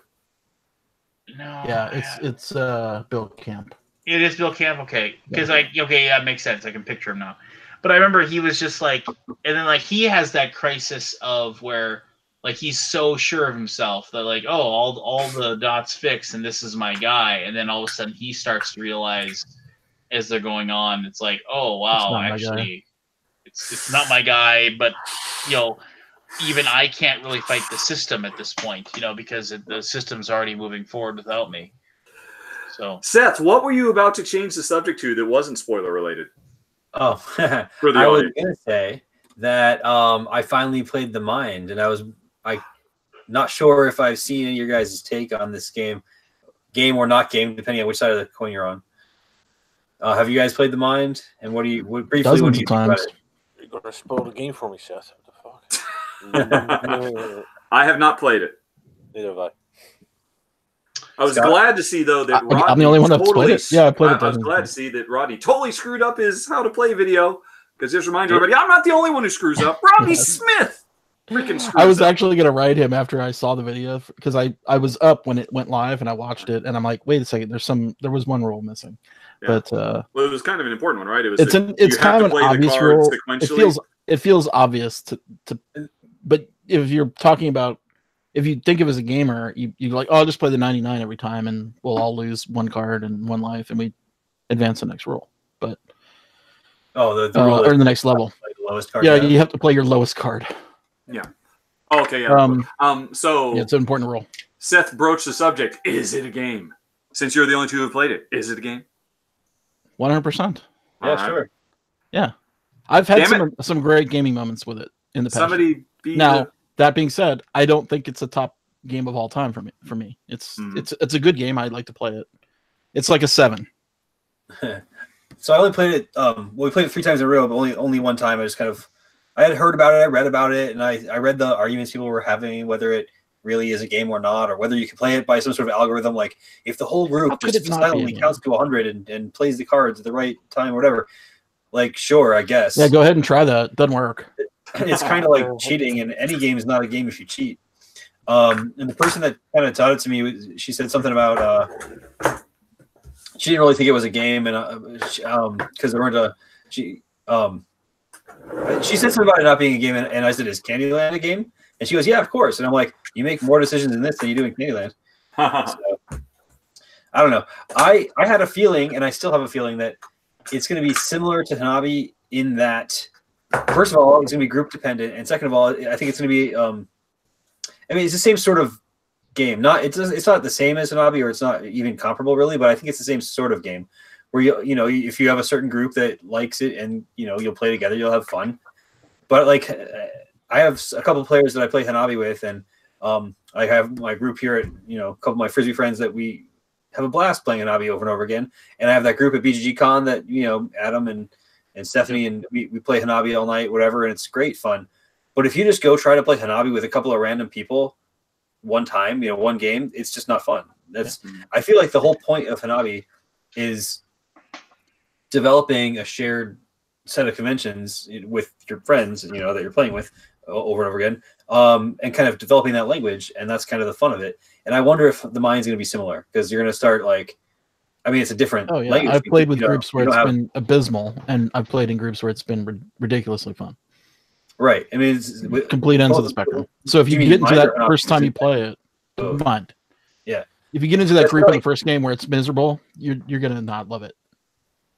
It's dead. I think it's going to be, very similar to Hanabi that way, where it's like either the group is fun and you're all on the same page or whatever, and you're trying to play it and have fun, or it's going to be like a pickup game of Hanabi with random people, and it sucks. Doesn't any game require people sitting at the table who want to have fun? Yes. Isn't that a prerequisite for anything? One could argue that some of our I don't know about that sometimes. Our solitaire, multiplayer solitaire games do not require that. Yeah, I suppose so. Although I mean, saw you pulled up. I the know when pandemic Jen there. is not having fun, and Can you put that pandemic up on screen to show the scale of it? Because I was boggling at the size of how huge it was when I saw the box. Oh, it's okay. It's not as big as I thought. Yeah, it's. I saw another picture where it looked ginormous. Oh no, it's not. It's a little odd size, but it's not too like big. putting lipstick on a pig. So I played the Fall of Rome this weekend. It's awesome. Probably my favorite out of all of them. Oh really? Yeah, that was awesome. Have you tried it yet? Oh yeah, we thought it was great. That was great. I mean, for me, it's saying a lot that I will put up with the dice rolling in it, which I don't generally care for, but it worked there. Yeah, I got this out because today Z Garcia put up his video for it, and he apparently was the first person in the world to notice there is a major mistake on the board. Oh yeah. There's like a path between Bangkok and some other city, and it's just not there. And it's been on every other board, and so the 10th anniversary they screwed up. And I was so embarrassed because I did a video for this like a month ago, and I didn't notice that. And we played on it, and I didn't notice. So it's like the second Asmodee game that has had a major cock up. Yeah. The Spectre Ops sequel had a bad board too. Oh really? Yeah. I mean that's all Asmodee, right? Are people furiously demanding that Spectre the Ops company reprint the board and send them to it for free of charge? I don't think the word has gotten out yet. It literally was revealed. But at the time it wasn't. Yeah. Was that? Sorry. Oh, Spectre Ops when it got released was Plaid Hat, and it was before Plaid Hat. And no, it was the second Spectre. It's the sequel to Spectre Ops. The sequel, yeah, not Spectre. Well, okay. I think they were fully under. Yeah, they should be by that point. It just, I guess there's just not a quality control or something. Like maybe they're not. I don't know. I don't know how that dealing happens. with the day-to-day stuff like that, right? I mean, Z-Man is still pretty much an autonomous entity. I would assume Plaid Hat is as well. They're just I really don't know how it all operates. Be interesting to know. I guess each company operates as its own company and does all of its own production and graphics and stuff. I imagine they've approached TMG, so perhaps we can get some inside information as you guys work out your acquisition strategies. Yeah. No, total no silence, no response whatsoever, other than a goofy smile. We can neither confirm nor deny any. I feel like Lance and I wouldn't even know if they approached TMG. It would definitely be something where Michael would call us and just say, "Hey, by the way, hey, guess what? You're now working for. You're getting new business cards, guys. The man, as Lance would put it. Yeah. Yeah. You're all moving to Minnesota. Oh wait, Lance is already there. Yeah, I am. It is. It just so you know, the Alberta Clipper is rolling in. We're going to have a high of -8 today. Oh my god, that's so ridiculous. That'll be the high. I have a sports ball observation. Aldi, was you I were right? right? Yeah, you're right. You're the only one. Whoa! Well, you're not. So if the Rams win, then you've called it all the way, which is kind of crazy awesome. Yeah, I mean, but there's no way. It's crazy awesome. Not anyway. that I know, but I would assume not. But go astrological Aries animal. Yep. Good call. It'll finally pay off. My lifelong obsession. They should have lost against the Saints, though. Oh, really? Yeah, they really should have. Well, clearly it was my good thoughts. There was a fluky ref call at the end of the game, which definitely would have drastically changed the outcome of the game. Okay. But they were good games. If you're a footballer. I'm not. Lance is stone-faced. No, I mean. Oh, is he disappointed with the outcome? I don't like the Patriots. Which is fine. Who does? But I mean, nobody. Lots of people. Well, the people of Patriot Town like him, I assume. Patriot Town, they like him. No, I don't want to get into a giant discussion about like. I will say this. I will say this. No, you're doing having the Saints getting screwed by that. It couldn't happen to a better team. That's all I'm going to leave at that. It's just, having them eat it there at the end. That was. It was no miracle, and What, Minneapolis? No, that's 2 years in a row they've got kicked in the dick, and that actually makes me very happy. Okay. Which How is the horrible. heck did? Not to go back to like what we were talking about before, but how do you end up missing a connection on a? I know. Changing the data on a board that was already correct. They've never messed up. I can only assume. I can tell you. They just didn't. All right. I can probably imagine it, but because they're not version controlling their documents, and someone pulled an old version and printed it. It would have had to be super old because that thing's been printed a bunch of times, right? I know. Yeah. I mean, it's been correct in every print and reprint. Then the second edition total revamp. Now it's interesting. What's the board? Actually, what does the board look like? Is it a complete redo, like artwork? Yes, it's a complete redo from scratch, and they just made this one mistake. Yeah. Actually, I can't imagine how that would happen, especially if that's the case. But did no one play the final product and be like, oh wait, there's something missing? Well, the reality is, it's not that big a deal. Jen and I, we played on this when we got it, and I mean, we played a ton of Pandemic, and we didn't notice because it really doesn't matter. Arguably, it makes the game slightly tougher in rare circumstances. Which one was it? Oh, so it's all right. It's Ho Chi Minh City to Bangkok, and now there's an interesting thing. There's this little line indicator that says, "Oh, Ho Chi Minh is not out in the ocean. It's actually here on this peninsula." Yeah. And so maybe they literally they thought that, oh, look, we've got the line, when in fact it's only half a line that's supposed to connect these two.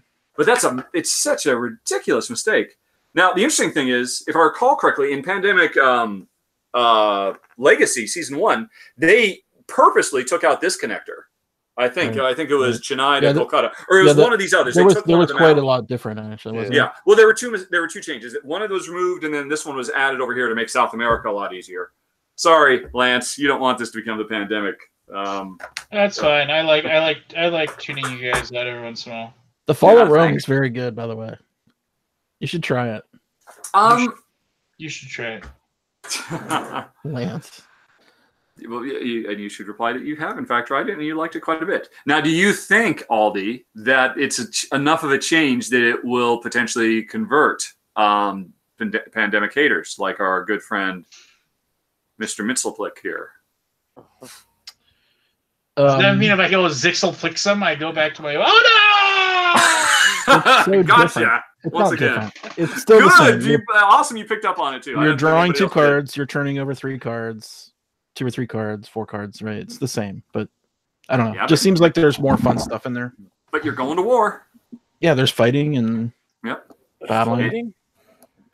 Yeah, you fight the cubes because the cubes represent invading horde barbarians, and you can't just walk up and spend 1 action point to take a cube off the board. You have to actually recruit legions and take them to the front lines, and then actually roll and commit your forces to the battle. And you might be wasteful, or you can try to go cheap and then save to basically garrison them, so they will continue to protect the area to stop the spread. It's a really nice thematic integration of a lot of ideas. It's really cool. Yeah. I like Paulo Mori, I think, in general. I certainly liked Ethnos, and I forget what else he's done. I'm sure he's Vasco da Gama? Yeah, what happened to Ethnos? It disappeared. I played it a long time ago, and I liked it a lot. You were right. Remember how much buzz Ethnos had? It was that gone. It was that whole, hey, have you heard of Ethnos? It's this really cool flying under the radar, and everybody's heard about it, and all the cool kids are seeking it out. Yeah, it kind of went away pretty quick, didn't it? Is it so ugly? That's one of those ones where, like, I don't know, maybe they thought it was going to be a bigger hit, so why do they make those weird plastic disc things, brains in stackable, on a plate, custom-shaped pieces? Was that a problem? Instead of any other thing, cardboard tokens or minis. Like, were they? It's cool mini or not? Mini could have made minis. Yeah. I don't know. You had to have something stacked or whatever. I could see that, but I don't know. They made this weird shape they had to make a mold for. I mean, they're human or not, they probably just make molds left and right for something to do. But I don't know. I thought that was weird. It's always weird when I see a game that does that. Like Reef did that. Not Reef. Is that what it's called? Reef? Anyone? Yeah, Reef. Reef is the latest. I'm not sure. I can see they're trying to be that. That's their brand, is having like a nice little abstract-y game with fancy little 4 pieces, letters. whatever. That's kind of, I can see why they did that. But Ethnos, I didn't really think. No, Ethnos needed minis. What's that? Ethnos needed minis. But there's nothing. Minis don't do anything. I know, but they sell games. I guess they could have. I guess they could have. You could have just like a pile of dudes, like in Risk or something. Like I have six. Yeah, six, it's totally like Risk. Yeah, little dudes in this area, and they could have been like Blood really Rage cool. is just cubes. I mean, they're formed as minis, but they're cubes. Chad Roberts says it crashed and burned because of faction imbalance. Apparently, really? I don't know. Faction imbalance, but you're not a faction. You just recruit the cards. Or I'm sorry. Yeah, he specifically said race card balance. Apparently, the elves are broken. According to Chad Roberts. I think I remember that, but you could just take them out. Well, there you go. Problem solved. I mean, whatever. Well, yeah, no, it just I was just thinking about the other day. I was like, what games came out last year or 2 years ago that burned super bright and then just kind of nobody talks about anymore? They shine bright like a I diamond. guess that maybe like everything. I guess that's everything. Yes. Rihanna fan. Yeah. Anybody play Obsession or know what it is? Heard of it? Obsession. It's Downton Abbey, the board game. Oh yeah. Yeah, I did a video. Oh, for did it you when do it a was on run through for Kickstarter. that? Okay. Yeah, it's nice. Yeah, we had fun with it. Oh, yeah, he made quite a few changes on it based on my feedback. What was your feedback? I'd have to go find the emails, but I know. I mean, I gave him a lot. He changed a bunch of stuff. Okay. Because I remember correctly, I think I almost didn't do the video because I told him, dude, we want to like it, but too chaotic. Yeah. It was that. It's still a bit chaotic. Yeah. Because the random absolutely tiles. Insane. Yeah. So either of you watched the show that it's based on? I watched the upstairs and downstairs thing or whatever it was called, Downton Abbey. Or no, not Downton. What was the movie? Was there a movie called Downton Abbey? No, Downton Abbey is getting a feature film next year, though. Very exciting. What am I thinking of? You're not Upstairs, Downstairs. That was the other series. You're thinking. It was a movie mystery. It was a murder mystery movie. Well, there's a bunch of them. There's a bunch of those parlor, high mannered, high society English. Yeah. Well, what I'm getting at is, do you have to know anything about the show? No. It's basically set in that kind of, but it has. I don't think there's a tie over to anything. I think it's actually a completely original IP. Yeah. Okay. I have to look this up. Yeah. But it's basically like, lords and ladies and like you're courting, you can do courtships and you're vying for like.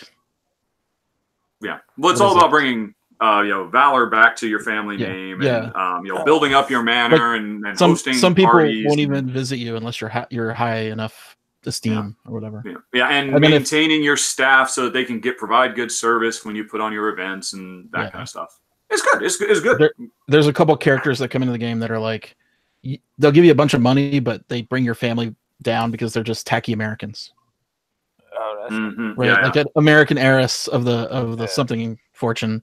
She comes, and then if you keep her to the end of the game, you lose points, but you can dismiss people as part of the game. You dismiss them from your collective. It's fun. We had a good time with it. And I think I saw you posted. It's a bit chaotic though. You played Consumption as well, right? Consumption. The diet, eating, shopping game. I thought I saw you post about it on Facebook. Consumption. No, must have been my imagination. Or maybe you were posting about Obsession, and they're kind of the same. I think it was they have the same number of syllables. Is the industry that far gone? They're doing games about dieting now. It's actually it's a pretty good Euro game, but it is about trying to live a healthy lifestyle. And you spend it's a worker placement game. You spend an equal amount of time shopping. They have a cool little, at least I don't know, when I saw the original prototype, a neat little supermarket stocking, trying to get the right. It's kind of a Euro-y, almost Feldian type thing, but it's all to get the resources to cook your own food and all of that. It is by, I believe, a professional dietitian, but it was good. It was good, and I think Travis Colossus is publishing it. Cool. Yeah. We played Wingspan again. Mm-hmm. My opinion of it has gone down slightly. I think four player with the turn order disadvantage is pretty bad. Going forth, all the good birds get picked up pretty quickly. I mean, it's still luck of the draw, right? Like if a good bird comes out. Isn't it like Takes Your Ice Out Draw Row where it gets replenished or not? Yeah, they just replenish. Sure, but then if there's no good birds up there by the time your turn comes around, I mean, here's the thing. I guess everyone has equal chances, but the good birds get snapped up real quick. I don't know. Maybe it's not really. Yeah, it's not first turn disadvantage. It's just unluckily the 3 birds up there are like they take 4 food or 3 or 4 food to bank, and you're just drawing blind off the top of the deck, so you get what's left, right? And so if you can't get a bird down right away, I guaranteed that I was going to get a bird down on the first turn because of the way the setup works, right? Mm-hmm. You can save the food or cards, right? You have a mixture. Right. But if you just draw poorly or get no good draft, and arguably every bird is good, but like some are way better than others, right? Like the one that gives you a food every time. If you get that down in the first turn, you're golden. That kind of stuff. Yeah. One of our guys, he got a bird down in the first turn that collected a wheat every turn, and he had 10 wheat at the end of the game on that card. 10 wheat. Oh my gosh. That's 10 points. So anyway, whatever. I still like it, but it's like not as. I don't know. Don't fall into that trap. It's not as bright as a diamond. I have to play it again, I guess. Yeah, you should know better, Aldi. You run the site that facilitates the whole Bird X is broken. This game, even though not broken. Yeah. But when you play a game where you're just struggling to do anything that makes you any headway, what do you feel about that game? I'm just talking generically here. Well, if everybody's struggling equally, I love it. I love struggling. But not equally. Not equally. But when your turn comes around and you have 1 choice of 2 choices of food, and then you can't play any card in your hand, and then you can't, you know what I mean, like in that kind of feeling. Well, then you need to play better. Yeah, but no control of my own of play. It's just what's left over. That sounds like an excuse. It's not my fault. Okay. Maybe I'm just sensitive to it. More than once though, or so when a 4-player game, you're going last, right? And all the food can be taken before your turn comes around, and you're left with like no choices. Well, but no, I mean, if most of the food is gone, that means you're in a situation where you'll get first dibs on the refresh, right? Because you either take food that's there or you dump it and refresh. Yeah, it's one of 2 food that doesn't progress you in any way. Yeah. I mean, I don't feel like I was playing poorly. Maybe I was, but I would take you take a food. I would take a food that I don't need, right? Then I don't get to play a bird because none of that matches the bird I have, and then I do another game where I'm going third, and the food has been refreshed by the next player, and then it's all gone again. You know what I mean? Like those kind of things happen. Does that make sense? Well, I can only say at this point you've played it more than me because such is my lot in life. Played it 3 times games. I really like the game. I do. I just had a struggle. Oh, well, I played it twice. Where all I did was struggle. Like all I did was struggle to do anything. The first time I played it, Jen got one of those early birds that just like, and I did have to work hard. But when it came down to it, we were pretty close. I remember both times we played, we were pretty close. And I think both times she did the same thing. She did a early, what was it? And I always try to do different stuff. She always just plays the same strategy if a game allows. There's cards that just give you resources, and cards that give you eggs, and cards that give you things like that. Yeah, no, I remember the first time we played, I went for an early, just big hand strategy. And I remember halfway through the game thinking, God damn it, I've totally lost because what good do all these cards do me? Because I can't play any of them. But I still pulled it off in the end. Probably, I would assume, because I wasn't aware of what she was struggling with, but I had more flexibility and I was able to target better combos. Whereas, but this was back in December. That's like a lifetime ago. So you should have talked to me back in December. It would have been a bit fresher. So there's a comment in the chat about the cards, misprints in the cards on Wingspan. Is that a thing? Are there misprints? Yes. Yeah, there's one card that I think should have had a 4 instead of a 3 or something like that in terms of how many victory points it's worth or how many resources it costs to play. Throw the whole something game like away. that. And then there were a couple of typos. Just this bird. I'm never gonna get out of here. Oh, were you? I'm sorry. Why do you want to leave? How do people even know? Joel Eddy is here. Joel Eddy is here. If there's a misprint on a card in a game with a bunch of cards in it, different point values and whatnot, and one of them's off by 1 point, how do people even know that's a misprint? How do they figure that out? Well, it made the card super easy to achieve in comparison to all the others. It's an end game goal card. Oh, was that? Now, believe me, I had that card as a misprint in my first game, and I achieved it, and I still lost. So yeah, there you go. Well, Yeah. Maybe Well, I that's mean, the evidence impressive for thing is that they're just going to, hey, we'll send out a repack of all these cards for free to anybody who asks for it. You don't even have to prove you own it. We'll do it. I can't imagine how costly that must be for them. But that's the way it is. The birds are amazing, though. The artwork is really spectacular. Hey, And Joel, it's fun how to are learn about you? birds. Hey, Richard, how are you? I'm fine, thanks. We're fellow Washingtonians now. Well, sort of. I'm like osmosis, I guess, because I live in Idaho. What? Yeah. Has that always been the case? I border? thought you lived not far from Spokane. I do. It's like 20, 30 minutes away. Oh, really? So Yeah. I just assumed incorrectly this whole time you've been I understand. I understand people from Europe think that our states are like smaller than they really are, or whatever. But yeah, those damn Europeans. They should learn some world geography. Obviously. I had no idea. I just assumed because I guess mostly I assumed because you go to Sasquatch every year. But yeah, you're just over the state line. You're saying. I work in Spokane. All right. Oh, well, there you go. What was I supposed to think? 8 hours of the day, he's Washingtonian. There you go. Yeah, those are my best 8 hours. I can feel it. you can feel the earth change. Yeah. Have you played Wingspan yet, Joel? No, I haven't yet. Yeah, I was just listening to you guys and just thought I'd pop in. I've also not played it. It sounds cool, but I don't know. I don't play games anymore. Although I did recently play Villainous. Have anyone played Villainous? I have. I have not. What do you think of Villainous, Scott? Too much Munchkin. Too much Munchkin. Too much of too much back and forth. It's okay, but you really got to be in the mood for a Munchkin kind of game. Meaning it's full of you're about to everything. win. We're about to win. Let me go hit you with like 50. It's bucket of crabs. Yeah. Bucket of crabs game. Like when you're about to get out and win the game, everybody pulls you back down. Mm. And they actually made it once, and it was 2-player. And I have a feeling I wouldn't like it so much with more than 2 players, but I think it's kind of cool with 2 players head to head. You know, I really am impressed with it because it's a mainstream release that's got some like Euro style mechanics, but it's got to take pretty heavy take that. Yeah, but you have to have it, or everyone will just win. I just don't understand. The system put the take that on you instead of you having to target somebody. Yeah, I know. I just completely dismissed it as soon as I saw that. That really struck me as lazy and old fashioned. But the thing that drove me nuts about it is 2-player. It's the same thing as that not being the case. Yes, of course. And in a 2-player game, that's true. I suppose. How is take that lazy?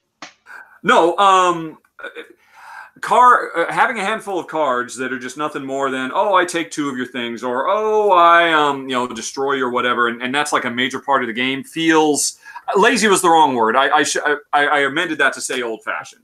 There are more interesting and more modern ways to create interesting player interdynamics and interaction besides I steal your stuff. And I shouldn't have said lazy. Yeah. I meant to say old fashioned. Technically, you don't steal anything. Well, you know what? That's not true. King John steals stuff. Yeah, I recall. Yeah, and I guess the main thing is I can't remember exactly. Yeah, you pick who's King John. Well, I mean, it's not just random steal stuff. It's not like play a card and steal stuff. He has cards in his deck that say like they trigger in the game. Some of the cards you have like might trigger on your opponent's turn if they do a thing. And Prince John is greedy and wants lots of money, so he's got a couple cards in his deck that says if your opponent has 6 or more coins, you get to take some. Take one, yeah. So, but it's not like I played a card and you didn't know I had it, and you lost coins and I took them. You hoarded coins against King John. You shouldn't do that because King John has these cards. Yep.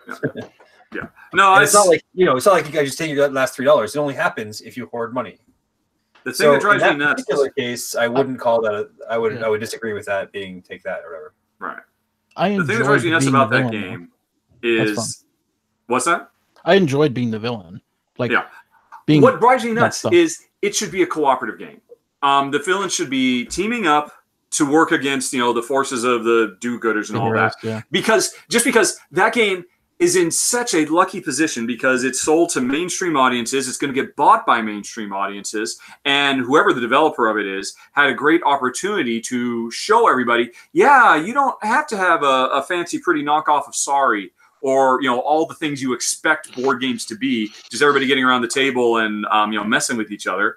It was a great opportunity to say, look, you can actually sit down and play a game with your kids and cooperate and work together, and it still could have had that whole Wicked feel where we're, I mean, honestly, I think that'd be much cooler for Captain Hook to team up with the Maleficent. Yeah, or what have you. Thank you. I couldn't think of her real name. I mean, I think that's a better selling proposition too. Team ups as opposed to just oh well. Yeah, that's an entirely different game. That'd be way harder to make probably. But I think but it would have been worth it. Maybe. I mean, you can just play Smash Up with like Disney themed decks. I guess that'd be cool too. But I don't know. I think the game as it is, I think there's something interesting there, especially if you're just playing it like head to head instead of having to like. Because I agree, I don't like the idea of like, oh, I'm gonna play a aggressive action. I got to pick who to do it to. That's like a dynamic. Well, they even made a rule where you can't target somebody 2 times in a row. Really? Oh, yeah. They have this little cloud. Only in a 5-player game or something like that. Yeah. But if you think about it though, like as a head-to-head game, then I think it gets much closer to like a competitive, like what's in people's decks. Assuming if you were to play it head-to-head and know what's in each other's decks, I think then it can start being interesting. That could be. It's a very interesting game. I'll say that. Yeah. I'm certainly glad it exists. I'd play it. I'd play it if somebody asked to play it. That's the rating I give it. This weekend I'll probably play it 4-player and see how it goes. I suspect I won't love it, but it's going to be sort of like I'm not sure the crowd isn't going to be like a competitive crowd per se, so I don't know if it'll matter. Then it's not competitive. It might be just like a pastime. But I'm also going to try the Mind with those same group, and we'll see how that goes too. Good, yeah. Shouldn't you be playtesting Alter Ego with all these people? Come on, man. I should, but I'm not going to be able to because this is not a playtest group that would playtest with me. It's a great opportunity for blind playtesting with norms, with muggles. I'm sorry. I'll stop pestering you about it. I'm sure you'll make it someday. I also sent my prototype to Utah with Mike, and I don't know that they've played it. That was back in like October, with the intention of them playing it and working on it. But I don't think they've gotten a chance or have taken the time to do that, though. Oh, Radio Silence? Well, I mean, we're doing stuff. I just not that. Other things. Yeah. But this is the latest thing. I sent several prototypes back with Mike, actually. Seth, is Eminent Domain the game you're most proud of? Because that's your it game. It's what everybody knows. It's like your biggest thing. I think Crusaders is going to eclipse that. It might. I've heard some really strong. Good so far. Stuff about Crusaders. I do think Eminent Domain is probably my best work. Crusaders is solid. I like it. I think Eminent Domain might be better in certain ways, but I don't know if people will like it better. But yeah, I think I'm really proud of Eminent Domain. I'm really glad it's still around. I mean, we're talking 8 years ago now. Yeah. So that's cool. But do you worry? I mean, that hey, what about my new stuff? Why does everybody keep talking about him? I mean, do you run into any kind of thing like that? Well, I haven't really had any new stuff yet since that, except for other expansions. That's not entirely true, but I mean, like I Love Trains came out, and that's quote unquote new, but I feel like that's not the same type of game or level of game. Sure. Yeah. Microcosm, same thing. In fact, I kind of forgot about Microcosm more or less, but just yesterday, who was it? JR Honeycutt posted on Twitter that he just played some games of Microcosm at lunch or whatever, and it's his favorite game ever. And I was like, what? People play that game? That's awesome. So, I mean, that's kind of cool. But I mean, Microcosm is just kind of Eminent Domain again. And I'm coming out. I'm kind of sad that so few people have played Terra Prime because I think it holds up even now. And that was your first one, right? That was my like first the dark days of TMG when you had the moldy games or whatever. I mean, yeah, basically, bad production and whatever. You'll never live the mold down. So never live that down. So you didn't do it. On the upside, well, the problem is that because of the bad production, we only had 2,000 copies of Terra Prime to begin with, and a lot of them went in the trash can. Oh, wow. And so it's like there aren't a whole lot of copies out there that people have played. And a few people have played it and love it, but there are only like a few people who have even seen it. On the upside, it's getting redone. Yeah, it's going to redo it. Yeah, in fact the art's almost done. It's going to be rethemed into the Eminent Domain universe because I was just going to ask that. Yeah. Apparently, I can't do anything but design Eminent Domain over and over again. Apparently, you did Crusaders. Yeah, that's true. But let's be honest, that was originally in the MDO domain as well. No. Actually, if he had to be honest, I'm the one who convinced him to do it. So that's Lance wants that real bad, so I'll let him have it. It's not really true. I want the truth to be known really bad? Yeah, I'm such a jerk. Wait, no, Terry, wait, you guys are joking around, but what's the story there? What did? Lance said that he wanted to see me do a big game again because I had done like Microcosm and Eminent Domain expansions, and he basically told me he wanted to see a Seth Jaffe game that's like a proper full game. Yeah. And soon after that, I mean, I had this. I don't remember exactly when he said that, but Crusaders is like 6 years old. So I'll say this. He started working on it, and he said, when you said that to me, it made me think about it. And I said, yeah, you know what? I'm going to go ahead and do that. That's what you told me, Seth. All right. So I did actually, after he said that to me, I did sort of, around then, I was like deciding to get back to my own stuff instead of just developing other games, I guess. So sure, we can give Lance credit for. So Lance is your anybody who enjoys Crusaders, you can send a thank you. Yeah, he's your Aphrodite. He's your muse. He's the wind beneath your wings. Kind of sure. Yeah. All right. I'm not sure if Lance is producing wind under my wings. I don't think I want to go there. No, but yeah. So Lance did sort of give me some impetus to get some of my own games like finished, I guess. But yeah, anyway, so Terra Prime is coming back. It's going to be called Eminent Domain Origins. It's going to be a prequel, not a sequel or a expansion, but a prequel to Eminent Domain. If it just happens that, well, it's already a space themed game, then it happens to fit the, there's 4 planet types in the game, and there's different resources, and like it all kind of like translates well to Eminent Domain. Is that a coincidence, or did Eminent Domain grow out of it in the first place? No, it's coincidence. Wow, really? Well, and if anything, though, I like to do things in sets of 3 or whatever. So, like, in Eminent Domain, I had 3 planet types, and in Terra Prime, I had, like, 3 planet types. And then there was this 4th planet type that was different. It's aliens or whatever. And in Eminent Domain, in the expansion, I added a 4th planet type. So it's not... It's a coincidence, but it's not so far-fetched that, it's not too surprising. It's just because you have certain leanings. So, revisiting it, did you go back and say, oh my God, I can't believe I put this in the original game. Finally, I have a chance to fix it? Or what was I thinking? I was such a wet behind the ears idiot. Yeah. That kind of stuff? Kind of, yeah. I purposely decided, I said, well, so here's the thing. I came out with that game. I made that game in like 2006, and it came out in 2009. Mm-hmm. And in about somewhere around there, maybe 2010 or maybe it was in 2008, I made an expansion for it. So I actually have an expansion all made. And then, the production stuff happened, and we never really went anywhere, and didn't get a second printing, never could do the expansion, and I was kind of bummed.